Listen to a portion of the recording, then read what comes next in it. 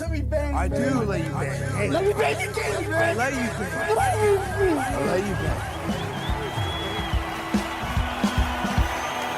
Greetings, nerds and virgins. Go for Jesus. No for Jesus, people. Hey, I'm not surprised, motherfuckers. Ladies and gentlemen, it is time once again for your favorite mixed martial arts podcast. Recording out of Los Angeles, California, it's MMA Roasted with Adam Hunter. Who the fuck is that guy? What's up, people? Welcome to a brand new MMA Roasted Podcast. It's me, Adam Hunter, coming to you from Arizona. I'm in Scottsdale right now. Shang was supposed to be here at noon, but he just told me that he has some kind of other thing going on, so he'll jump on a little bit. But so fuck it, we're flying solo because Ween Dog got a new job, and it's just me for a little bit. But then we're also going to be joined. We got a lot of really good fighters coming on. We got Jinh Yu Frey, who's freaking killing it, won her last fight, and then in the UFC, as well as Adrian Yanez, who is looking like the next big thing, as well as comedian Eddie Ifft. So we got a great lineup. Shang should join us pretty soon. It's going to be a great show. Thank you for tuning in. So here I am. So I haven't done a solo show in a while, so if this sucks, I apologize. If it's great, then tell me it's great. If not, just say nothing. Do what you want. You know, it's a free world. But here we are. So a free country, I guess. It really isn't a free country. It's a fortune right now, especially when you're not working in a pandemic or you're trying to work. Or I am working, but other people aren't working. So it really isn't as free. I don't even know why they even say it's a free country. It's really not really free. It's like everything costs money, except for even love costs money. Everything costs money. But here we are. So I can be petty sometimes, you know, especially when I feel like if I do something for you and then I ask for something in return, which is not I know there isn't the right reason to ask to do something, but if let's say I do, and then so I'll just tell you what happened. So this girl I booked at the Dime Bar a while back, she was kind of a newer comic. I booked her and she did fine. She did fine. And then she had a show and I was like, hey, can I jump on your show? And then she said, hey, listen, I think you're a power comic, but right now I only get to book a blah, blah, blah, a couple people and yada, yada, yada. So, but Shang just hit me up. He said he's not going to be able to do the show at all today. So it's just me. Anyway, where was I? The girl said, hey, I think you're a power comic and you're hilarious, but I can't book you right now, and gave me the reason why. You know, okay, fine. You don't have to book me for your show. I get booked enough. I didn't really, whatever. It happens. So, but then she hits me up for another spot on my show. And I just copy and pasted her exact thing. And I said, hey, I think you're a power comic. You know, blah. I didn't even change a fucking word. And I felt good about this. It was, I thought it was kind of funny. But then I saw her little bubbles come up of like, she was thinking about saying something and said nothing. So there you go. That's the best. That's the best when you respond to somebody's text or tweet and then you see the bubbles, like they're thinking about it and they delete it because you feel like, Anyway, so that happened. And then I did a show with her recently, the same girl, and I'm sure she forgot about the whole thing. It was like years ago. But she talked about how she used to be hot, how she's hot. She's a pretty girl now, but she's like, man, I used to be hot back in the 90s. I got double teamed by two punk rockers and they jizzed all over my face. And like that was hot. And I'm like, there's a lot of other things she could have said that made, but I guess it does show you the difference between men and women, or maybe it's not fair, but if a guy was like, yeah, I used to be a stud. I used to have threesomes with hot chicks, or, you know, I banged all the Spice Girls back. You'd be like, wow, that's pretty cool. But a dude a girl who's like, yeah, I got double teamed by two punk rockers. Just like, I was like grossed out by the whole thing. I'm like, man, you could have said you worked at Hooters, or I won a wet t-shirt contest, or I won a beauty pageant or something. But getting blasted by two punk rockers isn't exactly, I don't think that's what guys are. I think someone told her that men think a certain thing is hot. It's not. Can't really explain myself as well, but I didn't think that was hot at all. getting blasted by 2 punk rockers. It wasn't even, she didn't say like it was the Chili Peppers or it was the Misfits or something. It was just 2 punk rockers. I just think of these 2 like tall, skinny, pale guys with bad mohawks just blasting on her face. And she became less hot, but then before she said that, like you're already hot. You're already attractive. You don't have to talk about getting blasted by 2 punk rockers. It just doesn't. Anyway, I did Godfrey's live last night. Godfrey is one of my favorite comics. I think he's a hilarious comic. Godfrey, the comedian. I know him we were on True Life, I'm a Comic in 1999 together, back when he was at the Montreal Comedy Festival getting deals with HBO, and I was doing comedy in laundromats, and I was like the new guy, the new upstart. He was the guy who already made it. We did his live till like 4 a.m. I'm a little tired. I have a headache, but it was fun. And there were a lot of things we talked about that I'm like, man, I should talk about this in my podcast. I think people would get a kick out of it.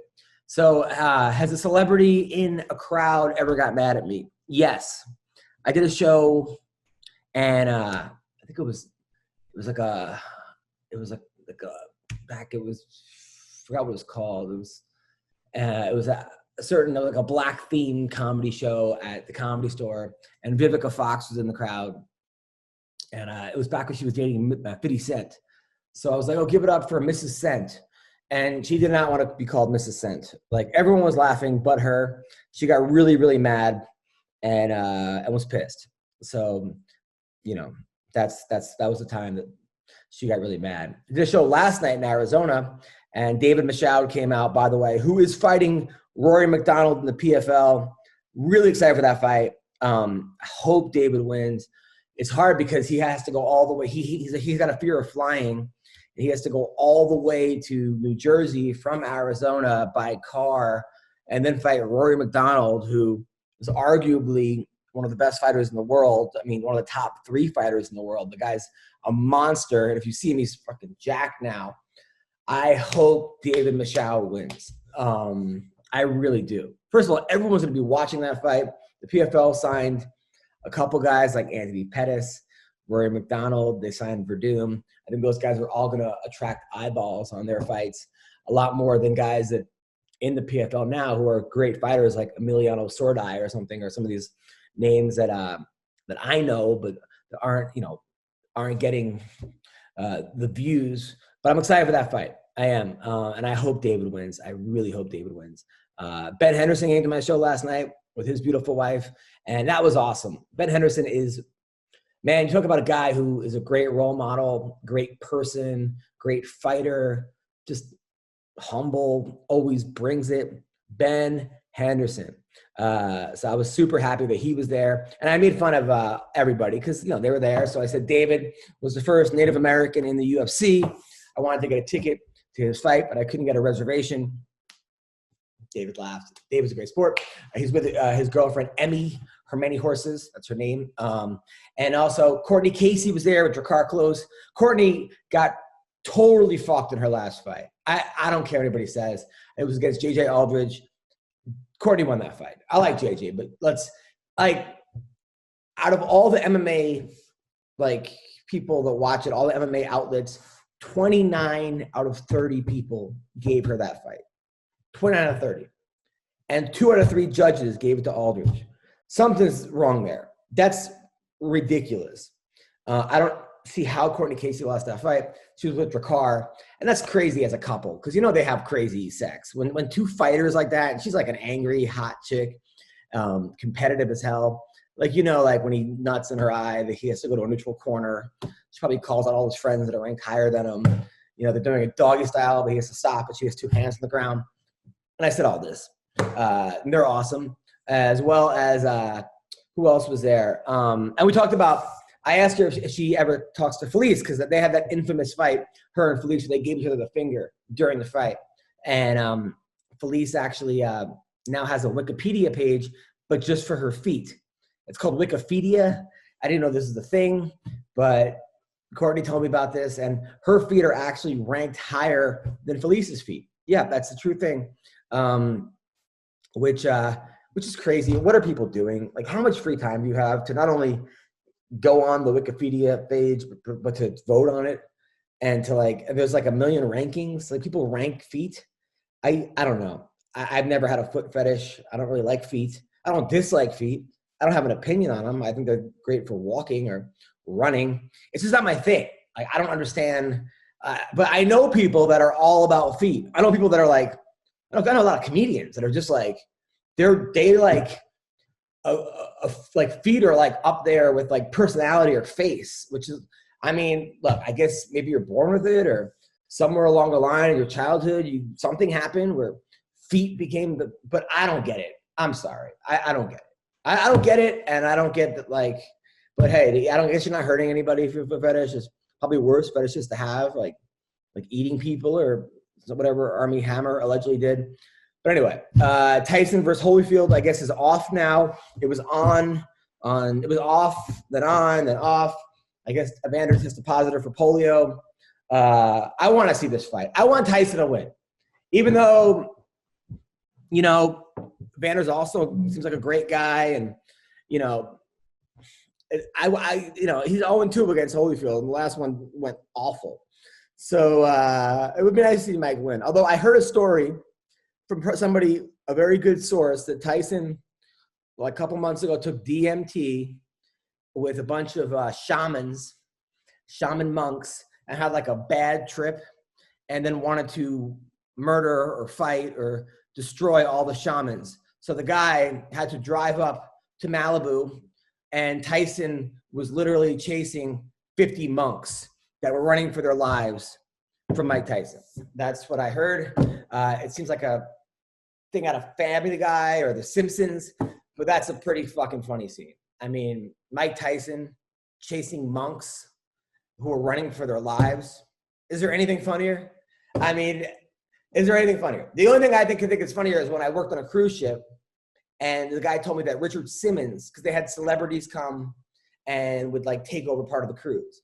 So Richard Simmons wanted a cruise ship to have the Richard Simmons cruise, but they only sold like 300 tickets, and the cruise has like 3,000 people. So they didn't tell anyone that Richard Simmons sort of had his section of the cruise. And my friend was eating breakfast, and all of a sudden Richard Simmons jumps on a table, and a bunch of like fat people or overweight people start dancing around him. And people are like, what the fuck is going on? Is that Richard Simmons? Who are these fat people? Where am I? That, if you have like that followed by like Mike Tyson chasing a bunch of monks, I think you have a pretty good episode of a Family Guy or Simpsons. At least two, funny moments. But yeah, so that's crazy. I don't know what's going on. I live in LA right now. They're kicking these homeless people out of a park near me, and I obviously want to see homeless people have shelters. I want to see them happy. I want to see them not homeless. I want to see people well fed. It's a horrible thing. As a parent, sometimes I would go to a park and you see all these people living in tents. You want to have your kid play at the park. It's a tough situation for everybody. It sucks for everybody, right? It's bad, but you don't want to kick people out of some place that they just want to live. That's terrible. At the same time, you want to give people good housing. I can sort of see all sides of this, but what I don't understand is on my Twitter feed, people are saying defund the police, like replace them with social workers. Like the last thing you want during a domestic violence situation is a social worker showing up with a pen and pad. I mean, could you imagine like somebody's just like punching a female, and then she's like, hey, stop. Like, how do you feel right now when he hits you? It's bad. Let's have some common sense, people. Obviously we need good cops. We need trained cops. You need cops that really care. You gotta get rid of the bad cops, but let's not just start thinking that anyone could do a cop's job, because it's rough out there. All right. Speaking of which, rough. Casey Kenny came to my show last night. Casey Kenny, who had a great fight with Dominic Cruz. I'm a fan of Dominic Cruz. I'm a fan of Casey Kenny. I like both of them. Casey, got in hot water because they asked him about Megan Anderson, and he found her hot, and he said he would bang her at 4 a.m. He's like, oh, I wouldn't kick her out of bed at 4 a.m. or something like that. And look, I'm not going to comment on that. I think she's an attractive girl. I think that you got to be smart when you say shit about people that you work with. At the same time, on that note, I'm old. Like, I'm 42. It's the opposite for me. Like, someone has to be really hot for me to have sex until 4 o'clock in the morning. I mean, my wife, obviously, but even if I was single, I'm tired. I don't want to have sex at 4 a.m. To me, it's like a girl's like a 7 p.m.er. Like, yeah, I'd bang her at 4 in the afternoon. I mean, that's to me is like I could, go on with my day or get it out of the way or knock it out, But 4 a.m. I mean, I remember I dated a girl who, Kaylani, a very attractive adult film star back in the day, and I mean, still hot. But she would keep me up till 4 o'clock in the morning, and that would kill me. My whole fucking day is ruined. I was up till 4 last night on Godfrey's Live. I got a headache right now. I don't feel good. I'm tired. I want to take a nap. It's the opposite for me. And Kaylani, there was some fun stuff though. She said to me one time, we were dating, and she goes, "I don't care how many bitches you date. I just want to be your number one bitch," which I thought was like crazy. Because, first of all, she worked in the adult film. So I'm like, I just want to be your number one guy today, which she found funny. And then one time I found one of her adult films, and she was like, she's hot, Asian, and she was naked on the cover. I'm like, oh, you look, beautiful. This is a beautiful lady. I turn her over. She's got like a dick in one hand, a dick in the other. And I was like, not so much. And she goes, don't judge me. Like, I don't judge your comedy. I'm like, well, I don't have 2 fucking dicks on stage while I'm telling jokes. I'm pretty sure that was the end of our relationship. But it was, anyway, speaking of a hot chick fighting, Michoud Tate is back. Michoud Tate is back. She's fighting another hottie, the Belizean bruiser. It's going to be a good fight. Happy for Misha. Happy she's back. She brings a lot of fun to the octagon. At the same time, her last couple fights, maybe she needed the break. She knocked out a kid, or had a kid, knocked out a kid. She had a kid, but, it's going to be an uphill battle. Like, she's saying that she has the things, the tools to beat Amanda Nunes. Well, everyone capably has the tools. They have hands and, feet and a body, but whether or not, I mean, it's like saying, like, come on. I mean, it didn't go. She's got a lot. She has got to beat Marion Renault. She took 2 years off. And I love Misha. I'm going to root for Misha. I'm going to root for Marion too. I like both of them. But let's baby steps here before we start calling out the champ, the girl who's the best of all time. Let's be honest with ourselves. However, I like Misha, and she's great. How much something to like about Misha? She used to hate me. And I'm friends with her ex-boyfriend, her ex-husband, Brian Caraway. Was it her husband or her boyfriend? They married? They're boyfriend and girlfriend. But he recently got arrested for stealing her ATV, but I guess she stole it first, or they've been stealing it from each other. I don't know what the fuck happened. I know he got arrested, and I know he gave me free jiu-jitsu lessons, so I didn't make fun of him, because if somebody gives me free lessons, I don't roast him. It was hard not to, but I didn't do it. Adrian Yanez is here. How are you, man? Man, I'm doing very well, man. And yourself? Good. I'm just basically talking to myself. My co-host canceled, so I'm just talking to myself, talking about Michoud Tate and how she's back and how she looks good, how she's calling out Amanda Nunes. I'm saying baby steps, Let's relax a little bit. Let's beat Renault. At the same time, fuck it. You got to have those goals, right? Oh, yeah, absolutely. It's like it's almost like the same thing that people are trying to do with me as of right now. They're like, oh, jump them into the top 10. Like, I see a couple people saying top 15, top 10 and all that. I'm just like, hey, it does take a little bit of time for things to get back in the swing of things and to develop as well. So there's a lot going on. But it's hard because, it's like nobody gets into the sport, I would assume, to be like, I want to be number 19 in the world. Like, you want to be number one. Otherwise, what's the point of doing it, right? So. Oh yeah, absolutely. That's my aspirations to be number one, to jump in and start challenging for that belt. But also, everybody has to kind of take into reality of the of just the level. You had to be able to compose yourself and be able to compete at that high level. You can't really just jump off the couch, and be like, oh, like Michoud taking this, jump off the couch and be like, all right, she might have been training, but at the same time, he's like, I got the skills to beat Amanda Nunes, but, like the last time they fought, it didn't go her way or anything like that. So you can have the skills, but implementing them are two different things. Yeah. And so like right now, I believe I do have the skills to compete with those guys who are on the top 10, top 15, but I still need to work my way up to that position. I can't just automatically 2 fights in the UFC just jump up to the very cream of the crop. You got to build as well too. So it's I can see it on both sides. Well, you knocked out Gustavo Lopez, who is a friend of mine, nicest guy in the world. Why'd you have to do that to him? I mean, he's such a nice guy. Like, couldn't you have just beat him? You had to knock him out, really? I mean, come on. No, man. I like him too, man. It got a. I was trying to see where all the hostility was coming from all the. I think it was like everybody else and all these other interviews or like the odds. I felt like going into this fight, the fight was like a lot closer and everything because I knew who he was. I respect to like who he is as a fighter. So I was like, every interview I was like, nah, man. Of course, my big goal is to knock him out, But like I know what I have in front of me. Everybody was kind of writing him off, before the fight had even started. And I was like, I don't know what y'all guys are looking at. Gustavo's tough, man. I got my hands full, dude. He's like, he can knock you out. He can take you down, submit you, man. So. I saw him fight week, and he was like the press conference. I was like, "Whoa, dude!"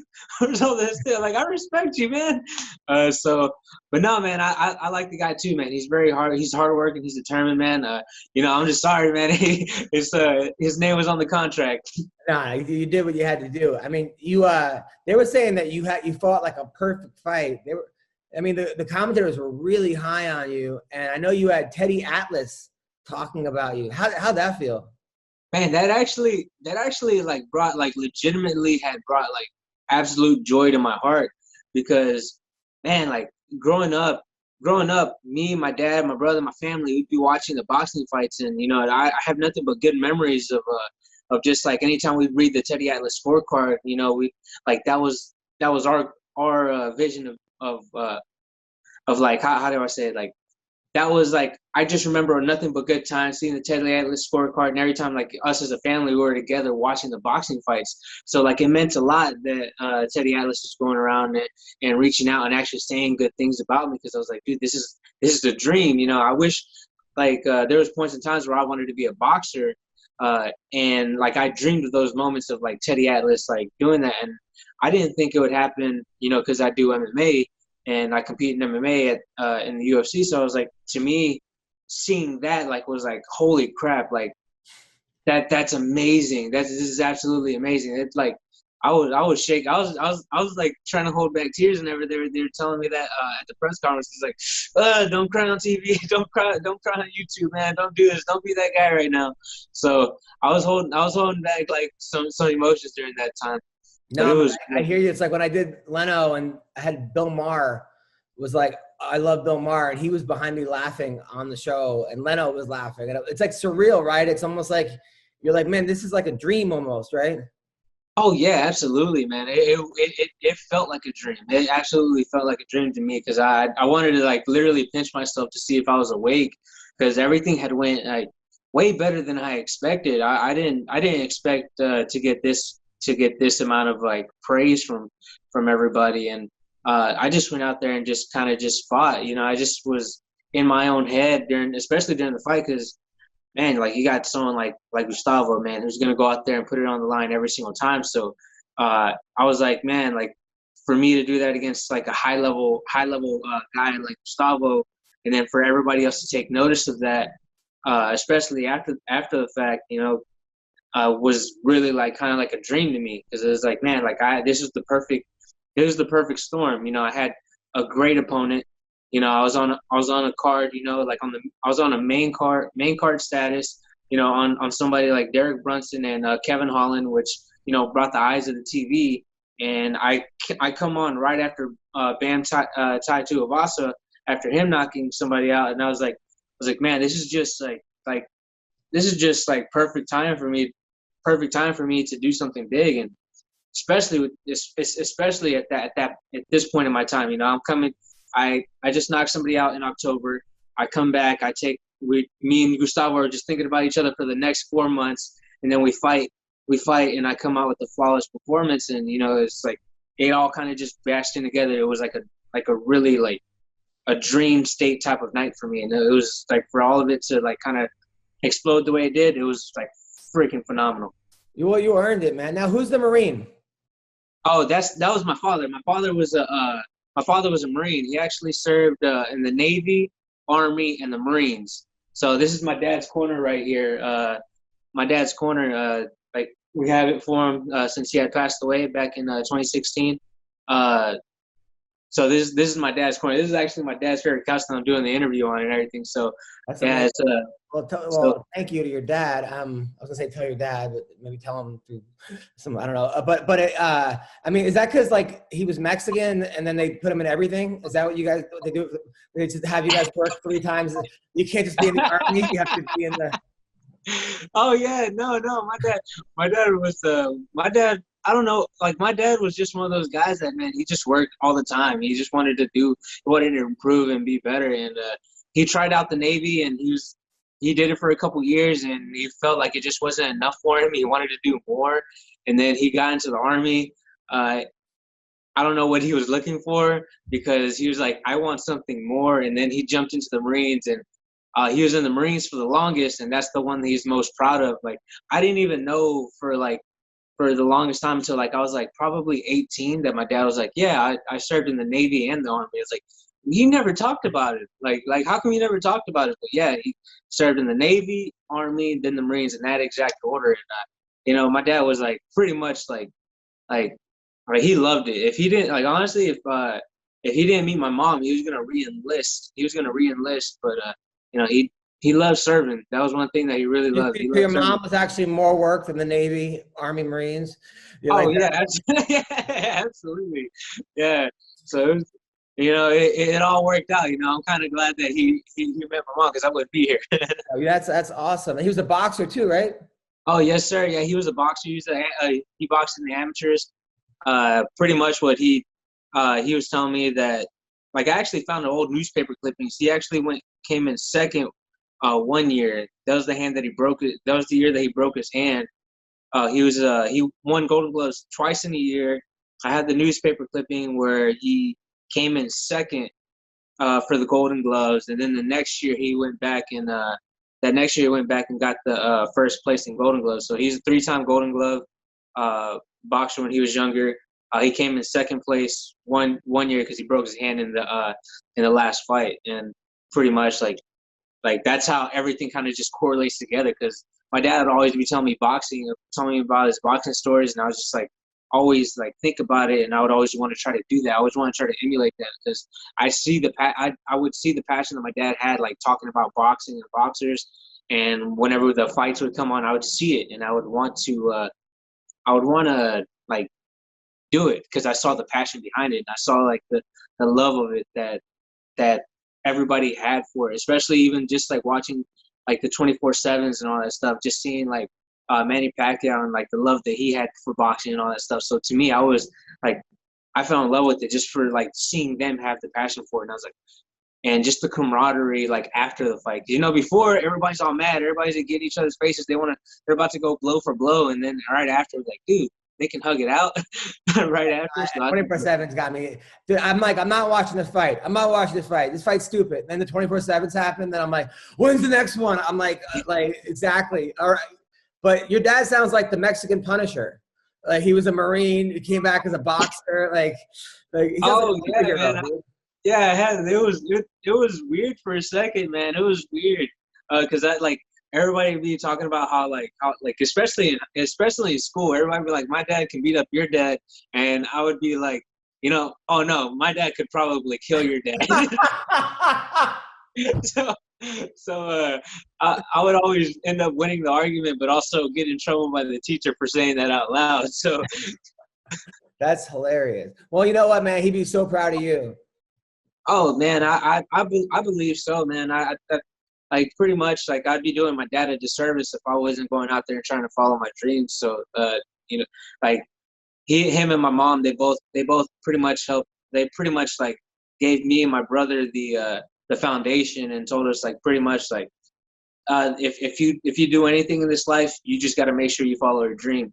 And that's pretty much what we're doing. And it wouldn't even have to be with fighting, you know, because my mom and dad just wanted to make sure that we followed something that we loved. And they pretty much almost never told us that we couldn't do something. Like anytime that something, like if we had like a mental lapse or anything like that, they would always kind of bring us in and just be like, look, just learn from this. It's good. It's good to have these little mental lapses because now you get room to grow, room to learn. So, you know, it's all been like great. It's all been great, you know, because how like, especially because both of them, like they both have great work ethic. Like my dad was working like 12 to 13 hour shifts at his day job, at his job, and still take me and my brother to go train. And then my mom was working 2 or 3 jobs. Even my mom right now still works 2 jobs. She doesn't even have to, but she just works. So it set like a great system in my own head to keep on going and keep working and like to outwork everybody. Well, I mean, you were like a meter reader, right? Oh yeah, I was that a-hole shutting people's waters off at that time, man. God. Oh yeah. Did you ever like feel bad and you like couldn't do it? There was a couple times where I felt super bad. The lady came out and she came out crying, and I was like, I felt super, super bad, man. But I was honestly at that time I was still new, so I had no idea like what I could do and what I couldn't do and everything. So like I had to shut the water off, and I just remember leaving, like whenever I was driving off, I just felt so bad. Like I knew that I needed to move or needed something different to happen, because man, I never felt good, and I still think about it, and I'm just like, dude, like that. I think back about it, and I just like, man, I'm such a dick.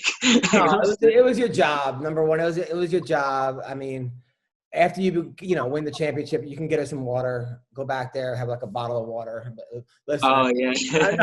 it was your job. It's not your fault. It's not your fault. I hear you though. I would be the exact same way. I would be like, probably come back and sneak it and turn on and, or something. But I hear you, man. Oh, yeah. No, there's only like one time where I didn't feel bad. There's only like one time where I didn't feel bad. The guy pretty much was like almost like he was pretty close. Like I luckily I had my coworker on the other line on my work phone because he was hearing everything that was going on. But I was so close to just like dropping everything and just beating this guy up because he was just out of line, man. He was cussing. He was getting close and personal, man. And I was like, ooh, man, I don't want to lose my job right now. I really don't. But I could understand thinking back. But he was one of those guys that would consistently bring trouble no matter what, like into where we worked at. So I kind of should have figured. So you quit that job. Now you're training full time. You have a girlfriend or wife? Oh yeah, I've been having a girlfriend for about 8 years. Like I think it's about to be 8 years this year. So in May. What are you waiting for? No ring, nothing. Oh no, man! I wasn't making enough. I'm finally making some okay money. Some okay money. Like I wasn't even making. When I worked for the city, I didn't have I wasn't even making what I made that last year, man. Like, dude, so like just working like a regular day job, so I wasn't making a lot. Now I feel a little bit more comfortable. Like, hey, you know what? Yeah, I can maybe, play your cards right, 8 years? What? Dude, I mean, this girl was with you when you were, how old are you now? 23, 24? Oh, man, I'm 27. Okay, so she was with you since you were 19. Oh, yeah. So, dude, you gotta, I mean. Oh, I barely know the girl. No, man. No, she definitely deserves it. She definitely deserves it, man. Like, I just know on my end, I've always been like that type of person that like if I'm gonna make sure that I can bring, like, if I can like marriage and everything, I want to make sure that like I can do everything, like as in like I want to make sure like I'm her security. That's the way I think about it. Is like that's not that you're nah, listen, take it from me, all right? I've been around the block. You got to just grow with the person. You fuck it. You're never gonna be as secure as you want. You don't. You're gonna go. Oh, well, I'm not gonna have a kid till I'm ready. You're never gonna be ready. You just fucking. It's like a fight, dude. You can't. You don't know what's gonna happen. All right. You could have the best planned thing in the fucking world, and all of a sudden somebody throws a teep kick, and you're like, what the fuck? That wasn't on the fucking or a spinning wheel kick, and now you're like a heel hook. You're like, I gotta get the fuck. You just gotta. It's like jazz, man. You just have to roll with the punches. But listen, if it's not, I know people that have been together for 8-9 years, then they get married and they last 6 months. So if it's not broke, don't fix it. She's obviously, with you. You guys are loyal to each other, I think, or maybe not, but whatever. So it's like, oh yeah, no, definitely, man. No, she's been a really big part of like everything. Like one of the biggest things I still tell her to this day is like, man, thank you for like believing in me, because I still tell her to this day is like, look, like just wait, I'm going to I'm gonna have I'm gonna make sure that we're set. It's like just continue to believe in me. And even to this day, like even back then, like whenever we first started dating, I was like 4-0 as an amateur, and I even told her back then, it's like, as long as you believe in me, we're good. Like, as long as you still let me, like, and you don't like pull me away from something that I've been dreaming about, like no, we're gonna be good. And luckily for her, she used to do sports in high school, so she would, like, if it wasn't for her having to go to the doctor for like her hip, because she had to have surgery on her hip, she would have went to college for it. So she knows like the dedication that it takes to be in a sport. So for her, she was like, yeah, I wouldn't want anybody to tell me at that time not to follow my dreams and follow my track dreams. So she sympathized with me and pretty much was like been super supportive of me. Like, she's my biggest fan, so that's the best thing. Yeah, you got to get a girl like that. My girl, because same here. Like, I was ready to quit a couple times comedy because I'm just like, fuck this. And then she's like, you're not quitting. As much as she gets competitive with my comedy sometimes, of like, why are you going to this? Why don't me focus on me? Blah blah blah. She's like, was like, no, you're too good to quit. So that's the kind of girl. That's an ace in the hole right there. Oh yeah, no, that's been my secret weapon for the longest time, because like there has been times where, like, especially whenever I was before the UFC, I was like, man, I'm getting older. Like, man, like, I don't know how much, like, all these people that are coming in are 22, 23, 24. Between those age ranges, they're getting like the bump and getting the big superstar status. And me, like, I'm 20, like I was 26. I was like I'm getting older. I'm getting to that point where like they're like, as soon as I hit 30, I know it's over. Like, and I'm not in the UFC, I know it's over. So I was like, all right, cool. Like, I was starting to get to that point, and I had just like recently had a loss, and that set me for a loop. And I was telling my girlfriend, I was like, I'm thinking about like just stopping. That was my stopping point. And she pretty much just told me, is like, go back to the gym. Like, just go back to the gym. Don't just go have fun. It's like, you just need to get in there and just keep going back. Like, and you'll find yourself. And, if it wasn't for her, my coach, my family kind of pushing me, like, to be like, look, no, you're good at this. You can do it. Like, I probably would have quit a while back ago. Like, I'm happy you did it, because you won 6 in a row. You've been knocking everybody out, and you look like a superstar. Adrian Yanez, where can people find you and follow you? Oh man, they can follow me on Instagram at Adrian Yanez 93, on Twitter, Yanez MMA. You can friend me on Facebook. I still don't think I have 5,000 friends on there. I do have a lot of people waiting on that list though. Also, like on Facebook, you can just type in Adrian Yanez MMA, and you can follow my fan page. I do have a website up, Yanez MMA. I'm trying to get it up and going. YanezMMA.com. I'm trying to get it up and going and trying to get a little bit more traction through that, so I can have like just a place where people can see everything that I do. So trying to make it a little bit more personal, try to find out a little bit more about me as well. I love it. Well, thank you and have a great weekend, brother. Man, thank you. Thank you for having me on, man. Anytime. All right, so we got Jinh Yu Frey coming up for first win in the UFC. I'm so proud of this girl. I've been following her since before. Like, I mean, it sounds creepy, but like in her Invicta days, I've been a fan of this girl forever. I'm just such a fan, and she looked so good in her last fight. How are you, Jinh Yu Frey? I'm good. I just want to say I caught the tail end of Adrian's interview, and he was saying that he knew if he didn't make it in the UFC by the time he was 30, it was over. I just want to say I'm 35, and I just made it in. Yeah, I know. I was like, so he's got to slow his roll. right. Yeah, exactly. 100%. Just kidding. But you look like you're 19 though. You have that, like, somebody said that Asian people, they go from like 18 to like 90 overnight. So you're still on the 18 part. You look very young. My husband's like, one day you're just gonna wake up and you're gonna be like a raisin, but it's like you'll be young and then the next day you'll just be a raisin. Wow. That's way funnier than what I said. So how does it feel to get the first UFC win? It feels good. It took me a lot longer to get there than I thought it was going to. So it's nice. It's like kind of a huge weight off my chest. Yeah. Was there pressure being the Invicta champion coming over? Like, did you put undue pressure on yourself? Yeah, I did. And actually, after the first two, I ended up hiring like a mental coach to work with, because like that was kind of the problem. I was like, just putting so much pressure on myself. Like I wasn't enjoying myself. I was making things way too stressful, and just going in with kind of a heavy mindset. Like I can't screw this up, versus like I have the opportunity to go in there and do something that I really enjoy, and, take a path that I've chosen for myself. So I should be enjoying this moment, not worrying about screwing it up.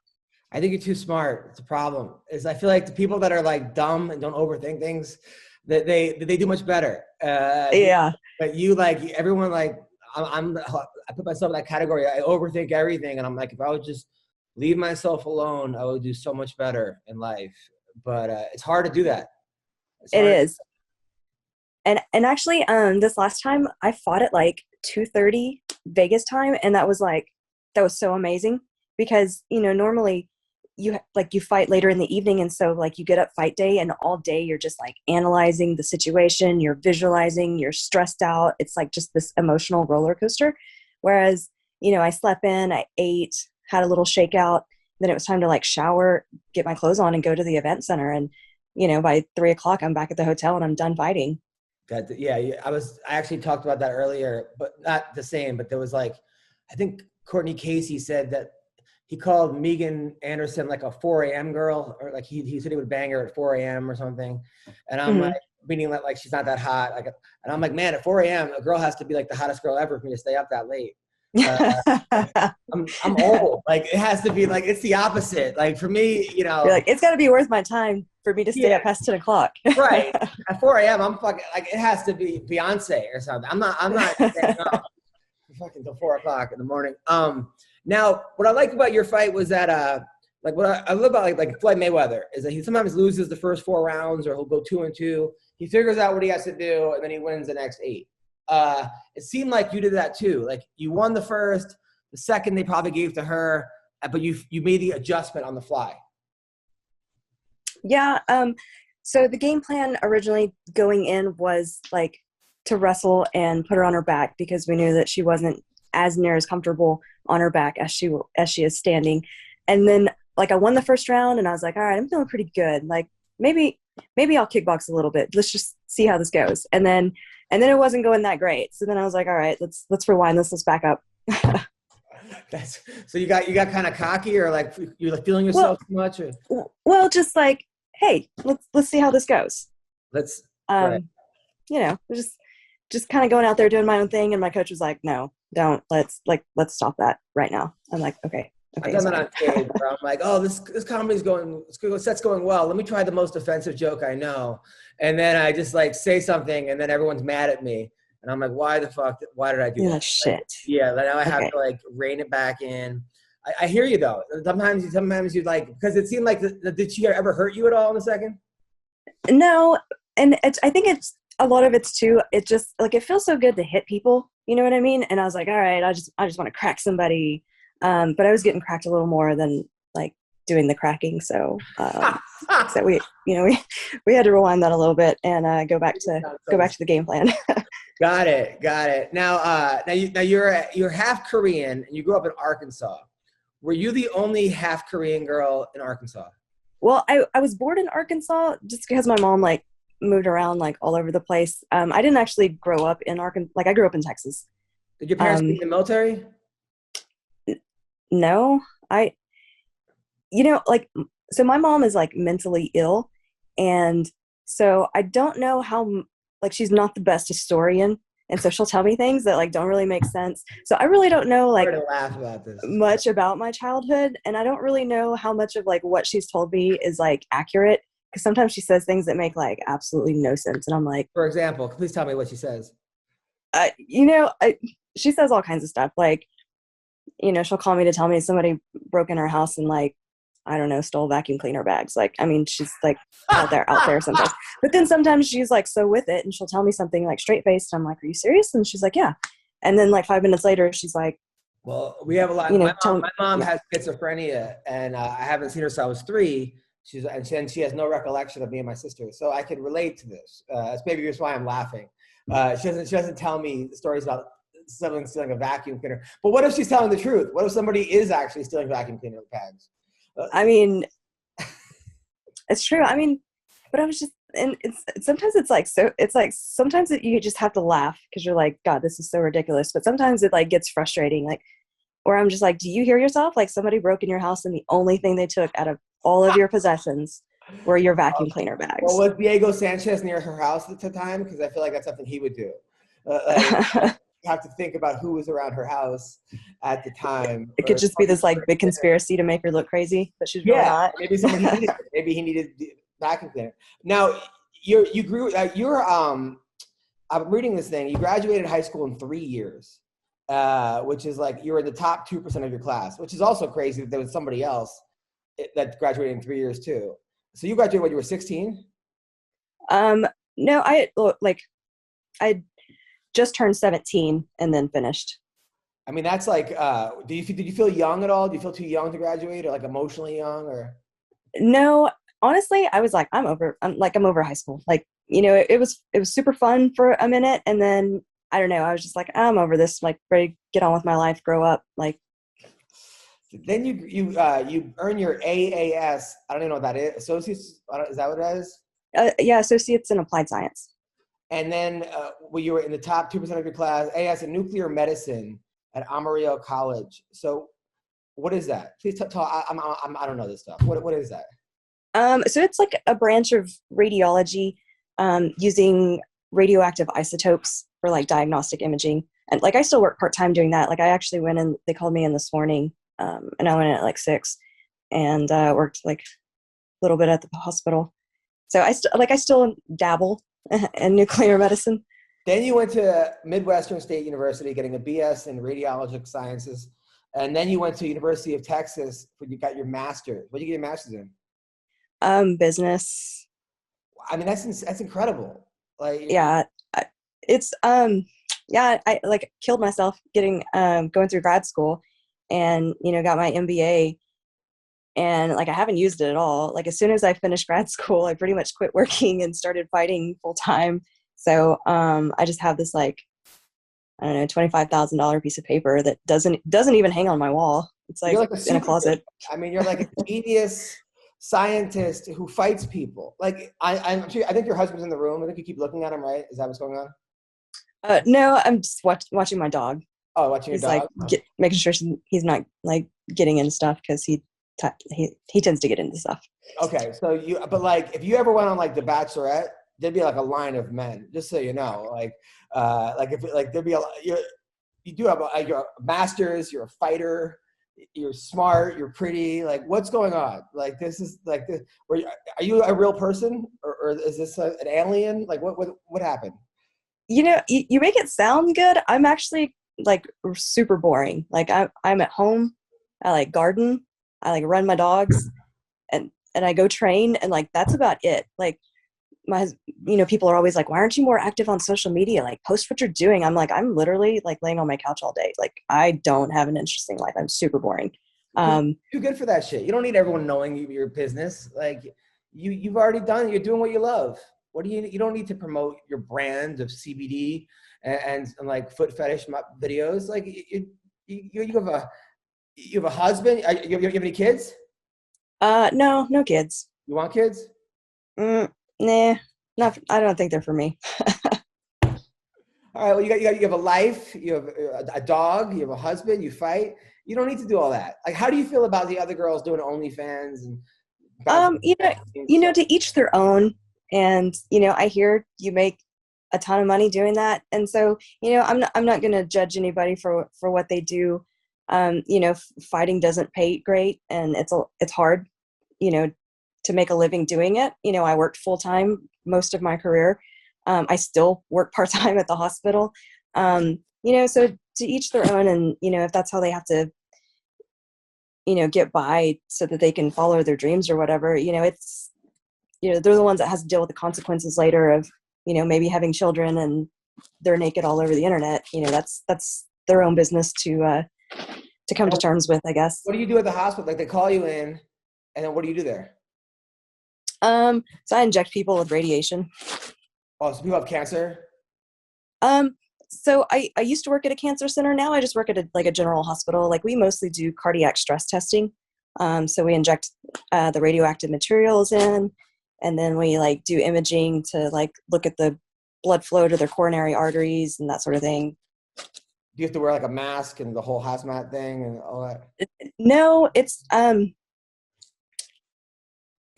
little bit like X-rays and like CTs. Like you want to wear lead because it's a different type of radiation. With this type of radiation, it's better just to limit your time and try to distance yourself from it. So just get in and out pretty quick. But we don't have to wear like tons of lead or any kind of like protective gear. We just wear like dosimeters that measure how much radioactive material we're receiving to like our chest and our like dominant hand. And so they monitor that pretty regularly. Oh, you're a badass fighter at the hospital? Yeah. Really? So yeah. Did you come in? Did they all clap for you after you won? Was it like a big welcome home, Jin? Sometimes. That's pretty cool. Yeah, it's nice. Like they're super awesome at the hospital. They work with my schedule pretty well. Like if they know I have a fight coming up, I'm like, hey, don't call me, leave me alone. So they'll like leave me like they pretty much let me come in and pick up shifts when I want, and then they pretty much leave me alone like when I'm in fight camp. So people like you're working on know it. Like you're sitting there, you're like, oh, I need radiation, and then you come in, and you're like, hey, you're the girl from the TV that I saw fight. I haven't really had a lot of people recognize me like patient wise. There've been a couple, but most of them are like pretty elderly. Like I don't think they're like watching the UFC. And I mean, plus I'm wearing a mask, so that would still be badass. If I was in the hospital and like I'm a fight fan and you came in to like I'd be excited. I'd be like, this is awesome. I don't know, it would make my day. I think. But then weird things make my day. Like me and my wife and I just bought a house and we have a bird feeder, but they took out the bird seed because when they were testing for termites, whatever. And I'm like, we gotta get bird feed. I'm like, that'll make my day watching a bird. My wife's like, so that's like weird. No, I get it. Like, so we moved into our house that we're in now, maybe like 5 years ago. And I've been trying to get hummingbirds for like ever. And last year we got our first hummingbird and I'm like super stoked. I'm like setting up the camera with a remote thing so I can record it. Like I'm super excited. I'm like, oh my God, everybody look, we got a hummingbird. So I get it. But meanwhile, on my phone, I have like 2,000 videos of my kid, and I won't delete any of them. But I'm not gonna watch them. Like I don't even. They're just there, but I'm afraid to delete them. I'm the same way with my dogs. They're like my kids. So I have all these videos of my dogs doing like the same things. Like they're not even really doing anything new, but it's just like but you want them, the same way. Just in case I'm like bored in like stuck in the bottom of a boat or something, and I want to have something to look at like that for that one time. We're looking at a new dog now, and these rescue people are crazy. Like they just take all the cute dogs from the pound and then they want to interview me and my wife. I'm like, we don't need to be judged by the dog people. We have enough people judging us in our lives.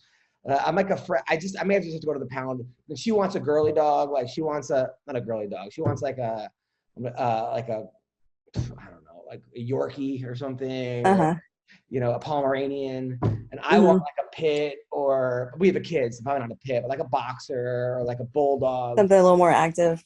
Yeah. We went through that. We adopted a Belgian Malinois from the American Belgian Malinois Rescue Society, and we had like 3 interviews. We did a background check. They came to our house. They did a house check and like checked out our house and our yard, and like, how many times a week do you work out? Like, how active are you? Like, because Belgians have a lot of energy. Yeah, but it was pretty intense. But meanwhile, you have a kid and no one gives a fuck. Like nobody comes to your house. But it's fine. Just procreate. Yeah, right. And then when you have one kid, everyone's like, when are you having the next one? Like no one, people just want the same people to have kids. Nobody wants like new people to have kids. So like, oh, what, it's just a whole thing. I mean, when my wife was pregnant, like some women like being pregnant. I know women that are like, I feel alive when I'm pregnant, but my wife hated it. She's like, and then even the sex was weird. Like I'd be on top. She'd be like, be nice. And I'd be like, you're pretty. She's like, that's not Is that nice enough? Yeah, that was not what she meant by saying be nice. And how did you and your husband meet? So funny enough, we're both originally from Amarillo, and like neither one of us were living there at the time. Like I was in Lubbock and he lived in the Dallas Metroplex area, and he was making his he was fighting professionally, making his pro debut for a promotion based out of Amarillo, and like a girl that I trained with, she was making her pro debut. So they were both fighting on the same card in Amarillo. So of course, since it was Amarillo, I was like, hey, I'm going to go home for a little bit and, check everybody out, and I'll go with her. So I ended up meeting him, while they were both fighting for the same promotion. Did he win his fight? He did. So he was feeling good. He was feeling himself. He was cocky. He's like, I might as well go for my second win. And did he pick you up? Did he say anything? Oh, yeah. So it's funny because he did win. And I'm like, I'm from Amarillo. And so like a lot of my friends bartend, and, so I'm just like shit-faced or whatever. And I'm like, hey, do you mind? Like everybody was staying at the same hotel. And so I'm like, hey, do you mind like driving my car back? Because I'm too fucked up to drive. So he's like, yeah, sure. Of course I will. Wow. And so like he drives me back, and then I'm like, all right, thanks for the ride. See ya. And then, I just go to bed or whatever. And like, he just won his fight. Like all his friends were like partying downtown, and he drove me back to the hotel in my car. So then he's like stuck at the hotel. So there was no Uber back then. You've been married. No. So what did he do? He went in your room? Yeah, he just went back to his room and hung out by himself until 4:00 in the morning, I guess, when everybody, all his homeboys get back to the hotel. You ruined his night after he won his night. Wow. Did you feel guilty at all, or did you were just like, did you feel bad? So the next morning, I get up early and I'm just like super hungover, and I drove back to Lubbock, and I ended up sending him like a message on MySpace, like, okay, that's how long ago this was, MySpace. And I was just like, hey, blah, blah, blah. I appreciate, you making sure that I got back to the hotel safe and driving me back, and, that sort of thing. And then we just kind of kept, the conversation up through MySpace, and eventually, now we're married.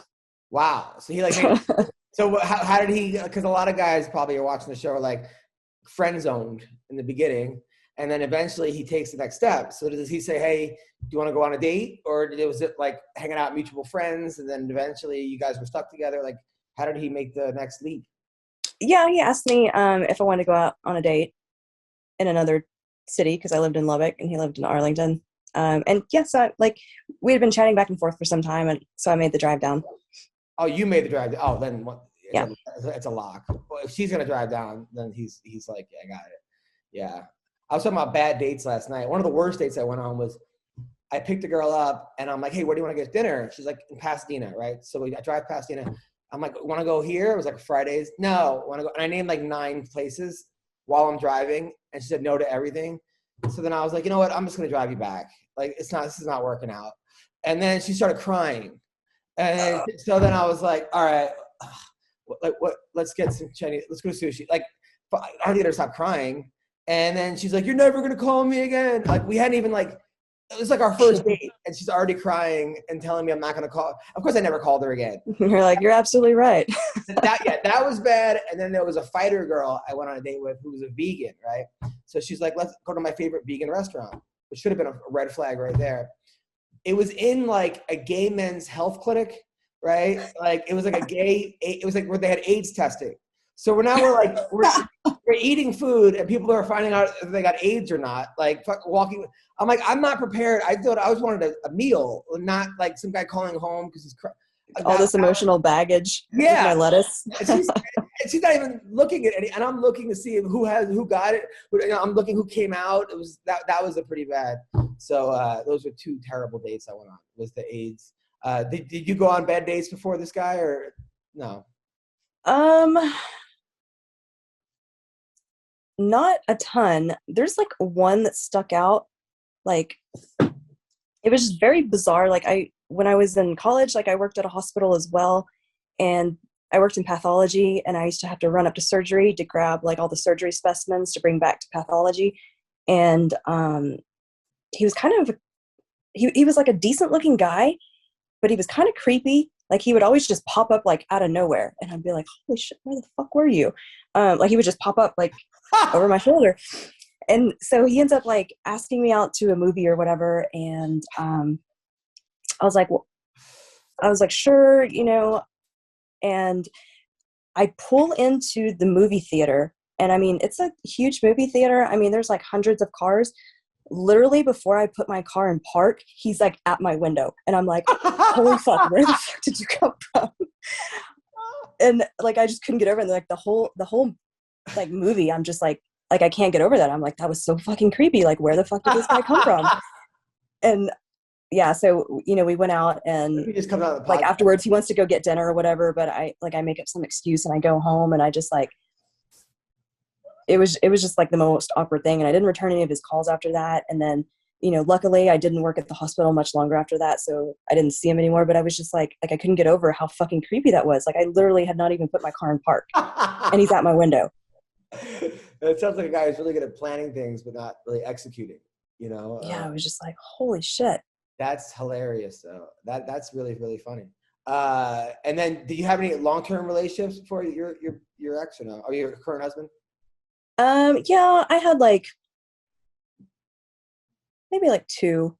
I was dating like one of the physicians at the hospital for maybe like 3 years before I met Douglas. Wow. But yeah, maybe only like two. Nothing that's like super serious. Like I never thought I was gonna get married or anything like that. You never like lived with anybody beforehand? Well, I lived with the physician that I dated before I met Douglas. Yeah, my ex, we lived together. That's the hardest thing when you live with them, because it's hard. I would try to kick her out because I was paying all the rent, and then she wouldn't leave. Like I'm like, hey, you got to leave like tomorrow, because she would get drunk and then like just she was an alcoholic. It was like Jekyll and Hyde. Like, I can't deal with this. And I'm like, she's like, if you break up with me, I'm going to kill myself. I'm like, okay, this is too much. And then I come home, and you're out by tomorrow, right? Yep, you're out. I come home at like 2 in the afternoon or 3. She'd be like lasagna. And I'm like, uh-oh. And then she'd be like, hey, before I leave, I just want to make you lasagna. I'm like, all right. And then I eat the lasagna. And like, I just want to give you a blowjob. I'm like, I'm not going to say no. And then I'm like, and then after I'm like, you know what? You could stay. You know, like maybe we could work it out. This happened like 5 times. Finally, I was like, I didn't fall for the lasagna blowjob trick. But that was a tough one. You know, eventually that really happened. All right, so here we go. Let's talk about the fights coming up this week. I feel like you're about to say something. I was just gonna say, you got to be a little cold and heartless, but I'm pretty cold and heartless. I'd be like, oh, peace the fuck out. See you later. I'm not. I'm the worst. I'm so bad at like, I can't fire co-hosts from podcasts. I can't like get rid of people. Our nannies stay way too long for my kid. I don't hate confrontation. I just always put myself in that person's situation and take everyone else before me. And then just a little too empathetic. Way too empathetic. But that's, I'm working on it in therapy, of like not taking on someone's feelings. I have to work on my own feelings, and not, because it's hard. It's hard. I don't know. It really is hard. I'm just not good. I have too many wrestling coaches. I hate firing people because I know how hard it is to get jobs. You know, like it's just. But anyway, I thought maybe me saying the blowjob was gonna piss you off, and you're like, what kind of fucking interview is this? All right, so here we go. But then I see what you like on my Instagram, so I'm like, okay. All right, so I don't give a shit. They're perfect. Let's talk about Stipe and Ngannou. Who wins this fight tomorrow? Oh man, I like Stipe. Me too. Now he came in 30 pounds lighter than him. I don't really like that part. Does that help him or hurt him? I don't know. What was the weight difference last time? I don't know. Good question. That's probably something that I should have known. But yeah, he came in 30 pounds lighter. All right, so I like Stipe too. It's weird, this rematch, because they both know how they can lose. Stipe knows how he can get clipped, and Ngannou knows how he could be wrestled. By the way, Eddie Ifft, thanks for coming in 20 minutes late, by the way. We're talking to Eddie. Can you hear me? Yeah, can you hear me? Yeah, we're talking to a girl right now who's a UFC star, by the way, who's also she graduated high school in 3 years. She got her AAS in nuclear medicine. She has a BS in radiologic. Am I saying it right? Radiologic sciences, and then went to Arlington, got her master's in business. This girl's a straight genius. Works at a hospital, and she's a fighter, and she's half Asian, and she's married. Which that's the only bad part. I mean, I'm married too, but I'm just saying for the people out there. And she's gonna be the champion. She went up a weight class. She was 105 pounds. She went up 10 pounds to kick some ass. She's a bit of an underachiever. Exactly. Eddie Ifft, by the way, is one of the funniest comics in the world. He came in with that one. Boom! He also has a new album out, new special, and he's huge in Australia, right? Right. I'm huge in China. But by the way, Jinh Yu Frey fought in Japan. What was that like fighting in Japan? It was pretty bizarre. Like, okay, obviously Ryzen like goes above and beyond in like the productions, like pyrotechnics, like all kinds of shit. I'm like, am I gonna get caught on fire as I'm walking out? Like, this is wild.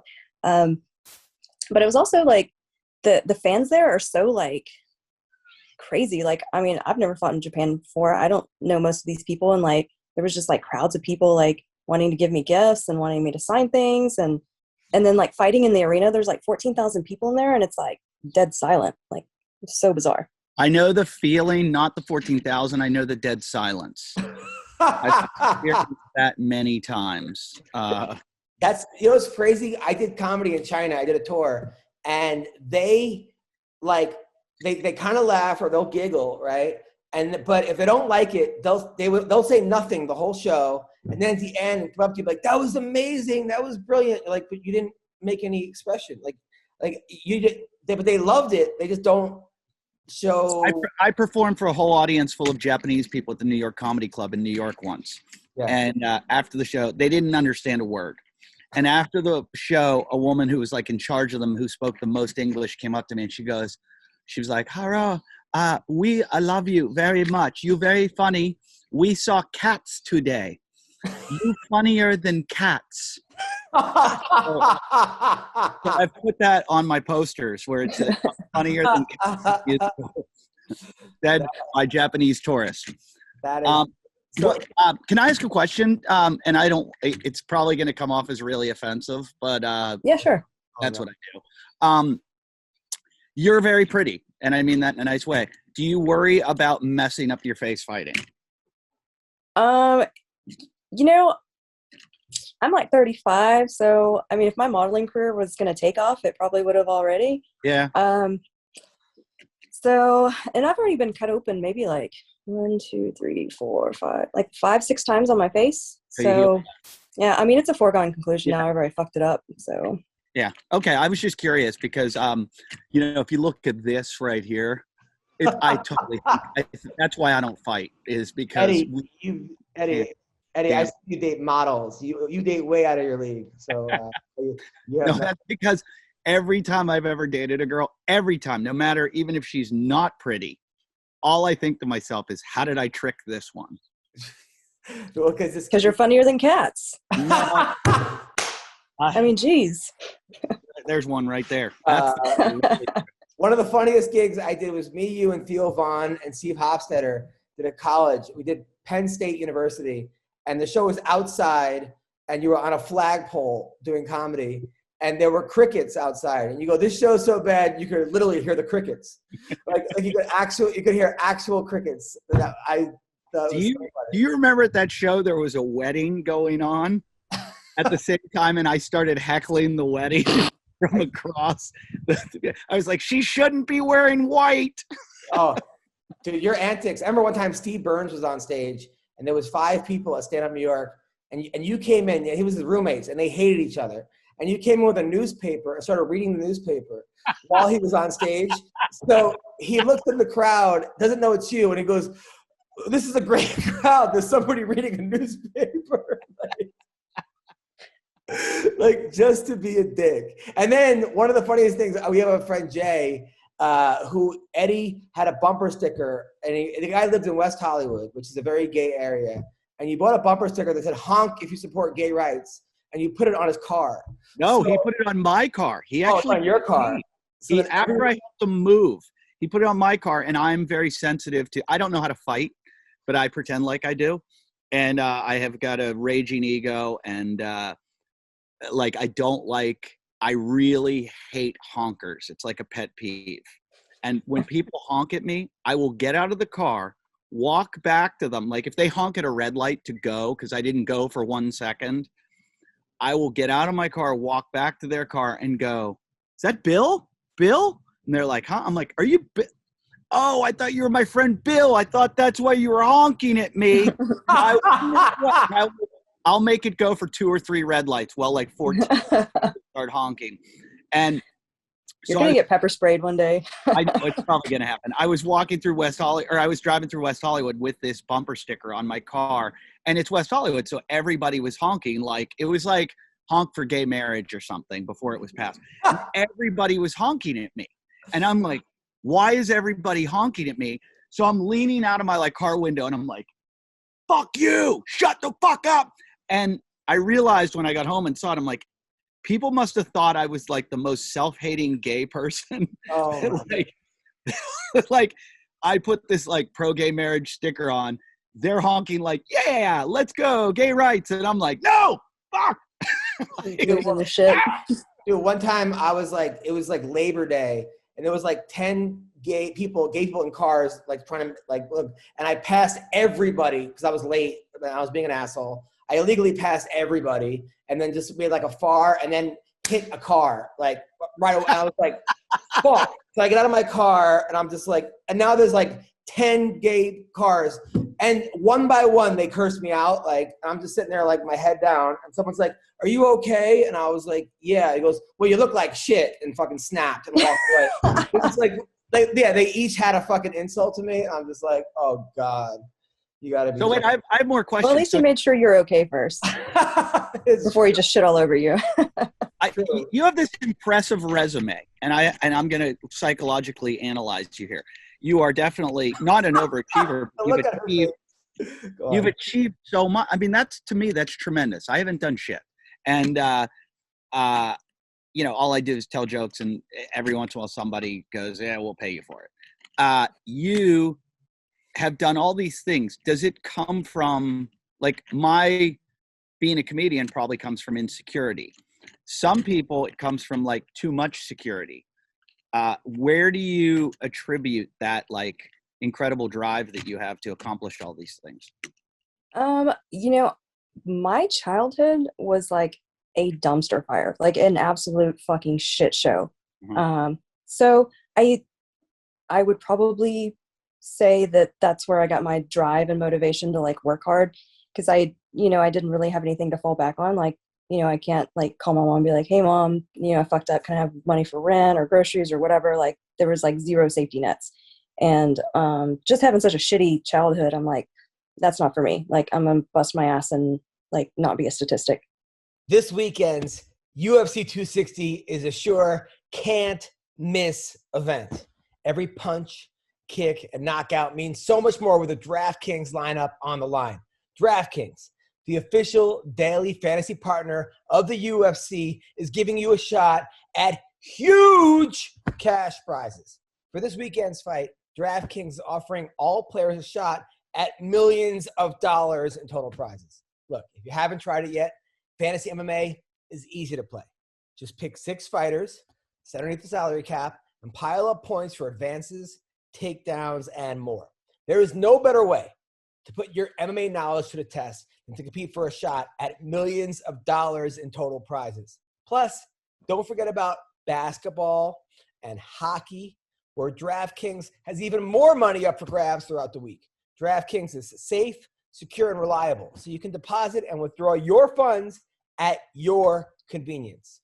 Here's a call to action. Download the DraftKings app now and use promo code ROASTED to get a shot at millions of dollars in total prizes throughout the week.